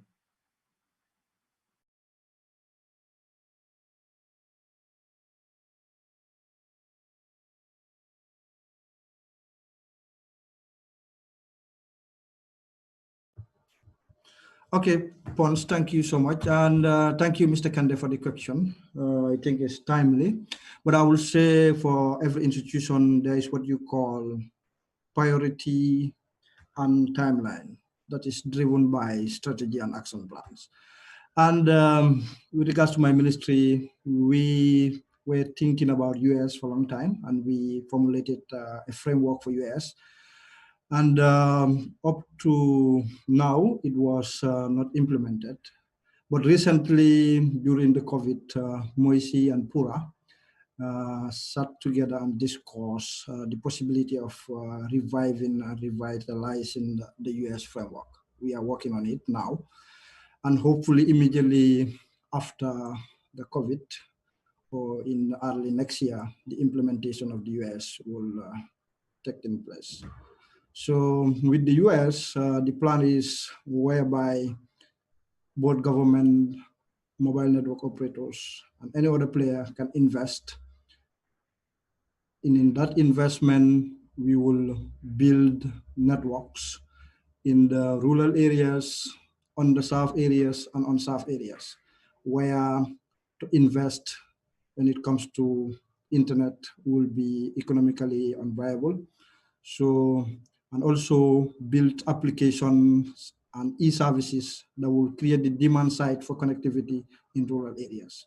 We're working hard on it. And in addition to that, the Ministry of Information and Communication Infrastructure, I think it was in 2015, and we are still working on it. We implemented what we call regional communication and information centers and Connect School, Connect Community project, whereby both the community and the schools were connected with ICT services, that they can have internet and do basic ICT services with it. So we are also thinking as an expansionist approach is to bring fiber to those centers so that the community will have fast internet access. That will definitely help in our thinking, create the demand side for connectivity in the rural area. Thank you. Thank you very much, Serene Model. Ismaila Jawara, please, over to you for your question. And then the next question will be Ausu Jabi from Kids in Technology. Can you introduce yourself, Ismaila? Okay. Good afternoon, guys. I'm sorry about that. I have a comment and question to. Can you introduce yourself, please? MOICI's representative in this forum. My comment is I know for so we're talking about internet accessibility and cost. Personally, I'm sorry, Ismaila, you didn't introduce yourself, please. Yes, you said. I didn't hear you introduce yourself, please. Oh, okay. My name is Ismaila Jawara, and I am working with the Gambia Cybersecurity Alliance, and also into IT a lot. So, my comment is, about the G fiber, across the country. I know for so the government of the Gambia through the Ministry, of Information and Communication Infrastructure, have launched this project of G fiber across the whole country. And the main idea of that G fiber was to reduce costs on internet data for, through the ISPs and GSM operators. That is when GSM operators to actually reduce the number of base stations they have across the country, and then instead of using, so that they can use the G fiber to actually go through the remote areas in the country. But at some point, this project has failed, and it obviously has not resulted to anything positive. It does not actually impact the connectivity and also the cost of internet in the Gambia, especially the remote areas. And then I've been part of so many forums where the private sector will complain that the G fiber cost that the government put on it for them to actually obtain the cable is way more costly compared to their normal base station that they are using.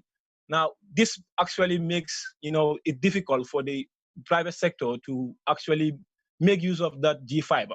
Now, my point here is, if I have a cable, across Bara all the way to Farafenye, and it passed through all these administrative Kerewan and all places. I am in Kerewan. I want to actually do a business there, which is more of to connect communities in the rural areas, especially North Bank region. I already have one in Bara, SL, and I want to do one in Kerewan. Now, in Kerewan, where I want to put the internet service, the community network, the fiber cable does not reach there. Now, when I spoke to Gamtel, they said, it's either I buy this the poles, which is going to cost me about $15,000 each, to take the fiber from the highway, the main road, to where I want to do the business, or I don't do the business. So my question is, what is the ministry doing about this G fiber that we have actually spent millions, of, if not billions, and to connect the holes and connect fiber from Carton to Koina, and when it's not used by the communities in the rural areas or the people? Thank you so much, Mr. Pond. Thank you, Ismaila. Please, all the other speakers, try to keep your questions short. I see that question is directed to Cyril Modu for MOICI. So let me go to the next speaker, and then Kausu. Then after that, Kausu. Then after that, we can get Cyril Modu to answer the question, and then we have Aliyu Saw to speak. Okay, over to you now, Kausu. I've unmuted you.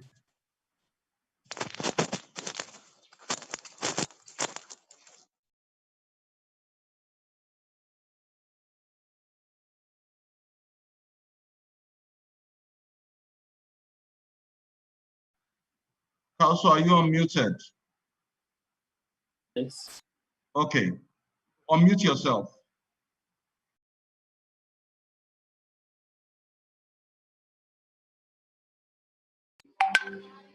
Yes, good afternoon, everyone.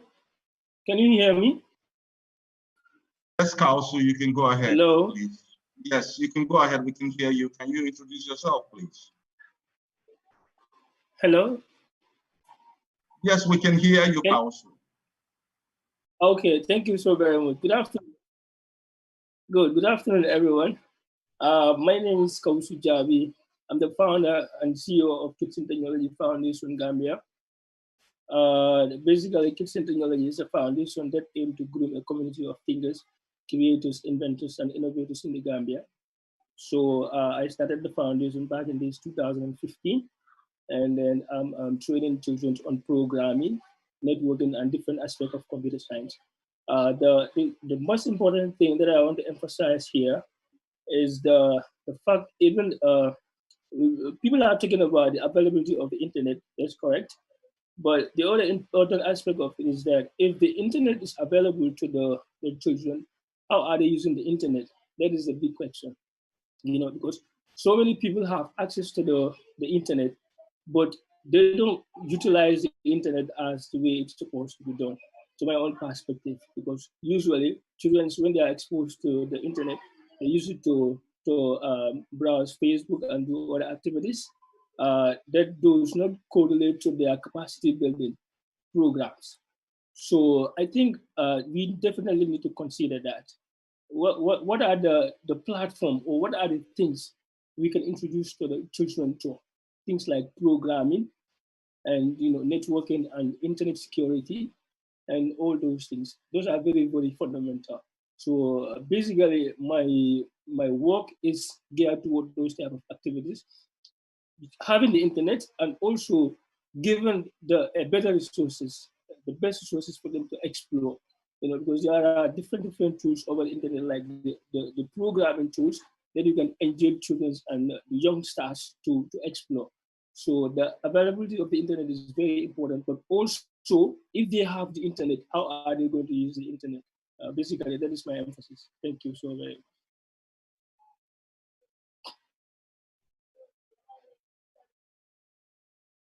Thank you very much, Kausu. And you just emphasized more on what Madam D said, the UNDP resident representative, on using the internet properly. We have the Serikunda Internet Exchange Points, which all the internet service providers are part of, which generate local content, so you can place local content there. Google has a cache proxy there, Facebook has a cache proxy there, and I'm still repeating what I said during our first internet governance forum some years back in 2010 when we talked about content. We are still a downloading, generally, Africa is still a downloading continent. The Gambia is still way behind as a downloading continent. We have to produce content locally. Right now, we have the opportunity to produce content. Our young people can produce content. Even when you look at all the great work being done by our media houses online, be it the FATU network, Care FATU, I've really not seen much on documentaries. What has been done up country? What are farmers doing with technology? What are frontline health workers? You know, producing local content. We have seen a lot of creative stuff being done for children on TV, but we have to become an uploading continent. We have a lot of UTG students out here that are repertorying these sessions in the School of Journalism. So I think most of the young people, majority in this forum are young people.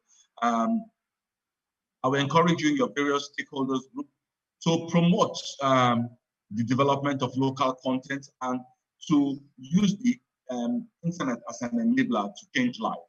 That is the bottom line. The internet is a game changer. When the ACE was launched, I wrote an article for the Guardian newspaper in December 2012. What will make the African post to Europe submarine cable be very beneficial for the Gambia? And it was a game changer in terms of changing lives. And we should not forget that in as much as we have entertainment and everything, we should use it more as a tool for that.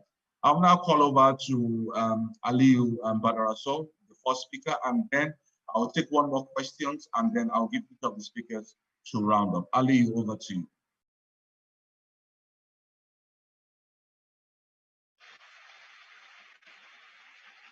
Sorry, I had to put my video off because one of the issues that when we talk about the internet that we oversight is power.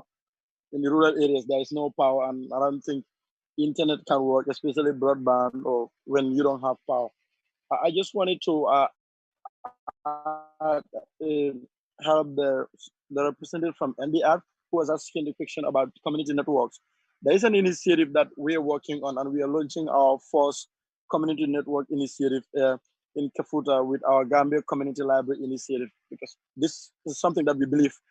We've been having conversations about affordable internet since IGF started, and honestly in the Gambia, it's almost zero improvement, and then I hope by next year things will change, having GCCI and other stakeholders on board. I think when we come together, we should be able to have a lot of impact in this regard. Like what Ismaila said, there is broadband across the country, like the ministry will always put it.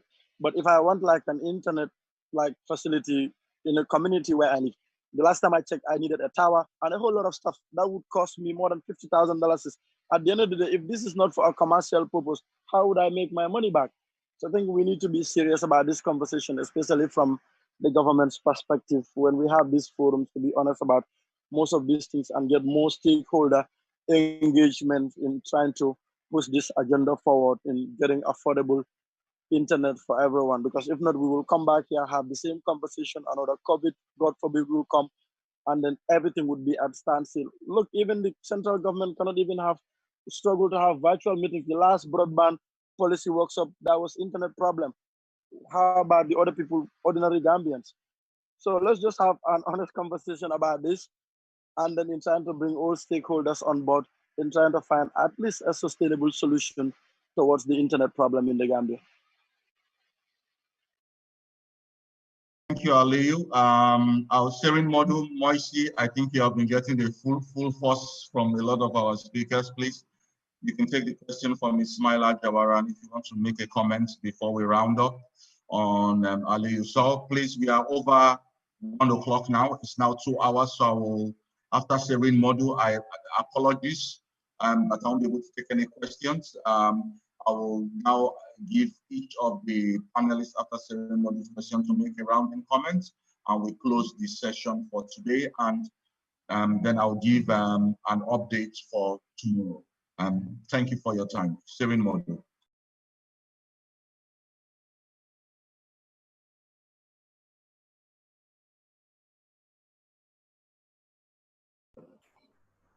Okay, Pons, thank you so much.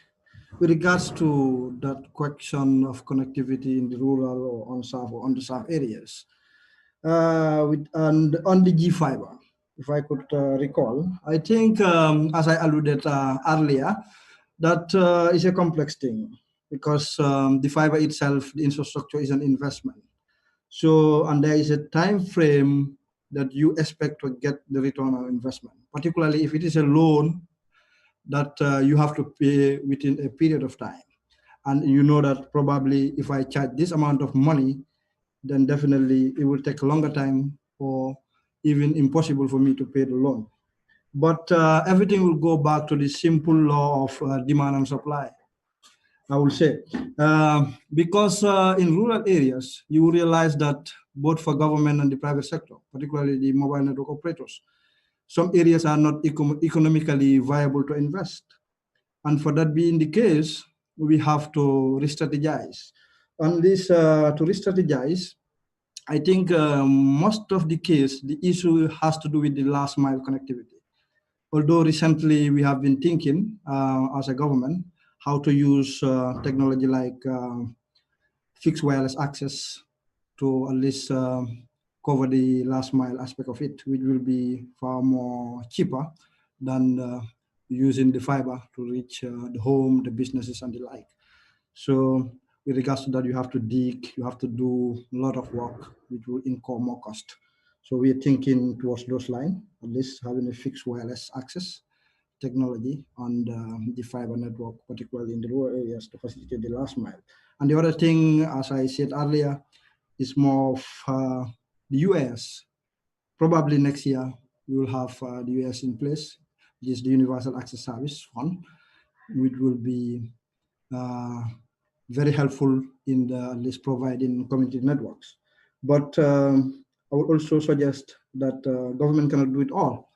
In other countries, you have what we call community networks, which is definitely implemented through crowdfunding. It was possible, and COVID taught us that it is definitely possible. We are seeing crowdfunding initiative going on the internet, whereby we are helping the health sector and the frontline workers. If we do the same, probably we can also help our communities. So I think my government also realized the need for advocacy in ICT and investment and utilization. As a result, we have an advocacy program we are implementing with GRTS, at least to tell the farmers or the rural people that the internet, or even the Gambians alike, that the internet is far beyond mere browsing or sending emails. The internet is a confluence of many technologies that can bring many or huge economic benefits to every Gambian. And it will make the whole country to be digitally inclusive, in the sense that if we were having Internet of Things here, for example, it will allow devices to communicate, people to communicate with people. And for example, precision agriculture, whereby the farmer living down there will leverage on the internet using satellite imagery technology to at least know the plot of their land, what are the soil composition, the nutrients in the soil, the acidity level, what type of crop can do better in that particular land. That is definitely creating the demand side. And we are looking towards that direction as a ministry. Even recently, we were thinking of having IoT and AI policy, and also the smart everything, smart healthcare, smart education, smart city, all those things are on the package in terms of policy thinking. And I think basically that's what I have to answer. Efforts are on the way. We are thinking of creating the demand side, and the private sector is also invited to invest on the demand side, as the Gambia is a liberalized market. Everyone can come and invest, riding on that infrastructure, which is the G5. Thank you. Thank you very much, Sherry Modu. I will just make you do your closing statement for today, and then followed by Alius Badra from give one closing statement, and then I will end with Madam D, the UNDP resident representative, for her closing statement, and we close the session for today. Apologies for people that I can't take their questions. We are over the hour, it's 2 hours. And tomorrow we have 2 sessions, and I'll make a remark on how we will do that to accommodate some of the questions tomorrow in terms of local content. Over to you. Back to you. Okay, once, thank you so much. I think it is a success, I could say, the Gambia IGF. And I would like to recall to say that I'm representing my able director, Director Amadou Nyang, who's supposed to be here, but unfortunately he is sick today. But fortunately, I'm here to represent on his capacity. In terms of COVID and digital inclusion per se, I think we should adopt the 3 R's, which is to rethink, reimagine, and repurpose. Rethink, meaning to rethink the legacy way of doing things, how we should leverage on digital technologies, to rethink how we're supposed to go to the market instead of doing it physically, how we should do our work at office remotely, how we should eat food, how we should order from the market, how we should reach to hospital or healthcare help using digital technologies. And the reimagine is, what are the new models? What are the new methods? What are the new mechanisms that we should employ as a country, as a government, and as a nation, at least to reap the benefit of the digital space, which is, at least I could say, in 2019, as figures, contributed a minimum of 40 trillion US dollars. So I think there's huge benefit. The repurpose, meaning the internet is not only merely for browsing, it is more than that. It is about digital transformation in government, digital transformation in societies, whereby every citizen will be digitally included and given the power, at least for a prosperous and happy Gambia. So that is basically what I want to say. And lastly, my name is Serij Moduba, Principal ICT Officer, Ministry of Information and Communication Infrastructure. My background is more of a civil servant. I'm also a researcher. I'm also an author and a scholar.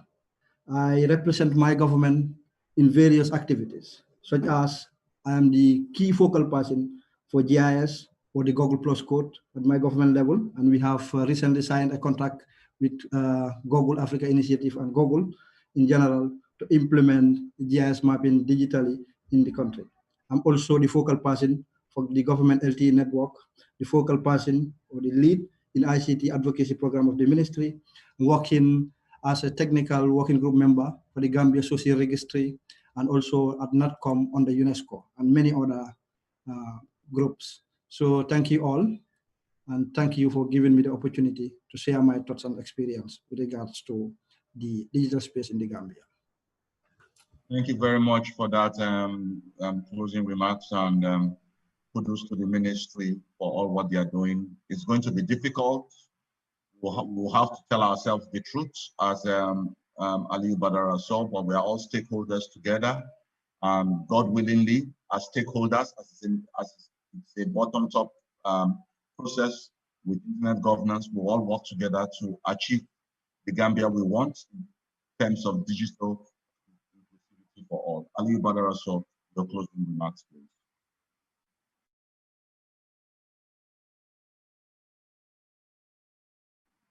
Aliyu Badara, give one. Are you there? Aliyu Badara, please, are you there? Oh yeah, I was on mute.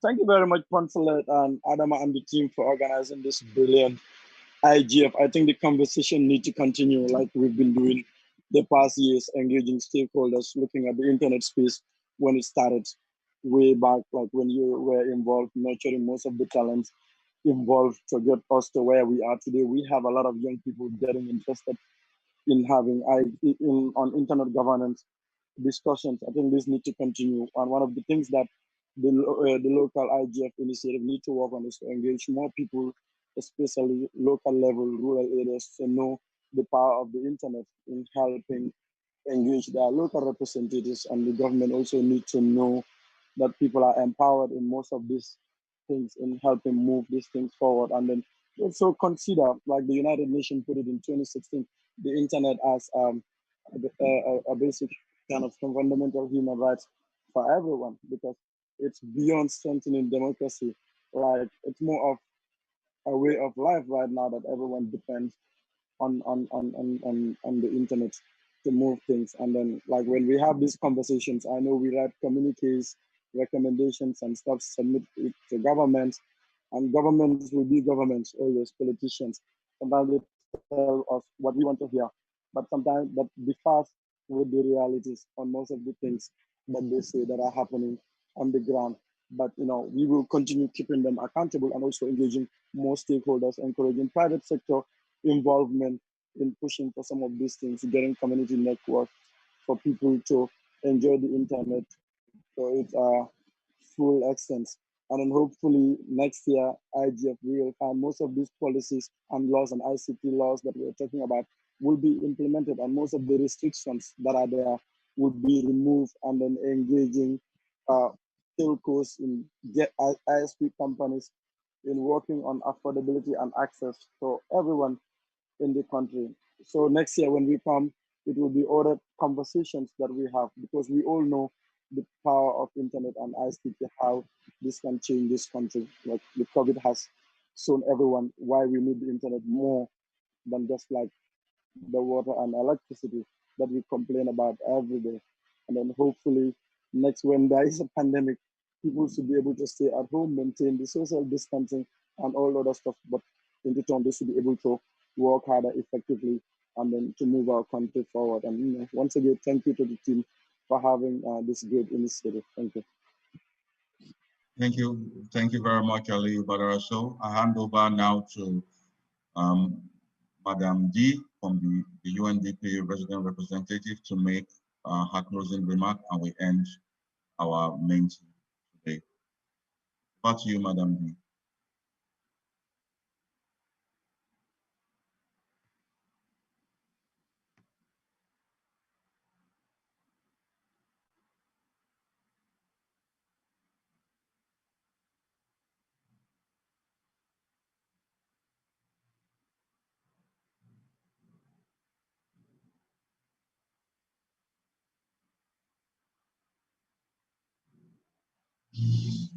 Madam D, please, are you there?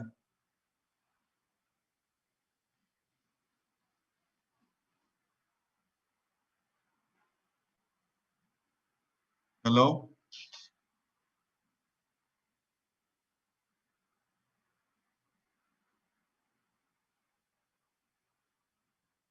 Umar?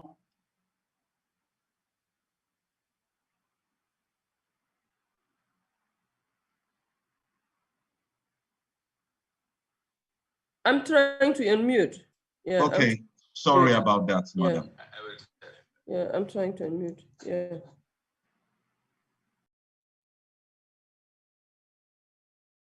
Hello?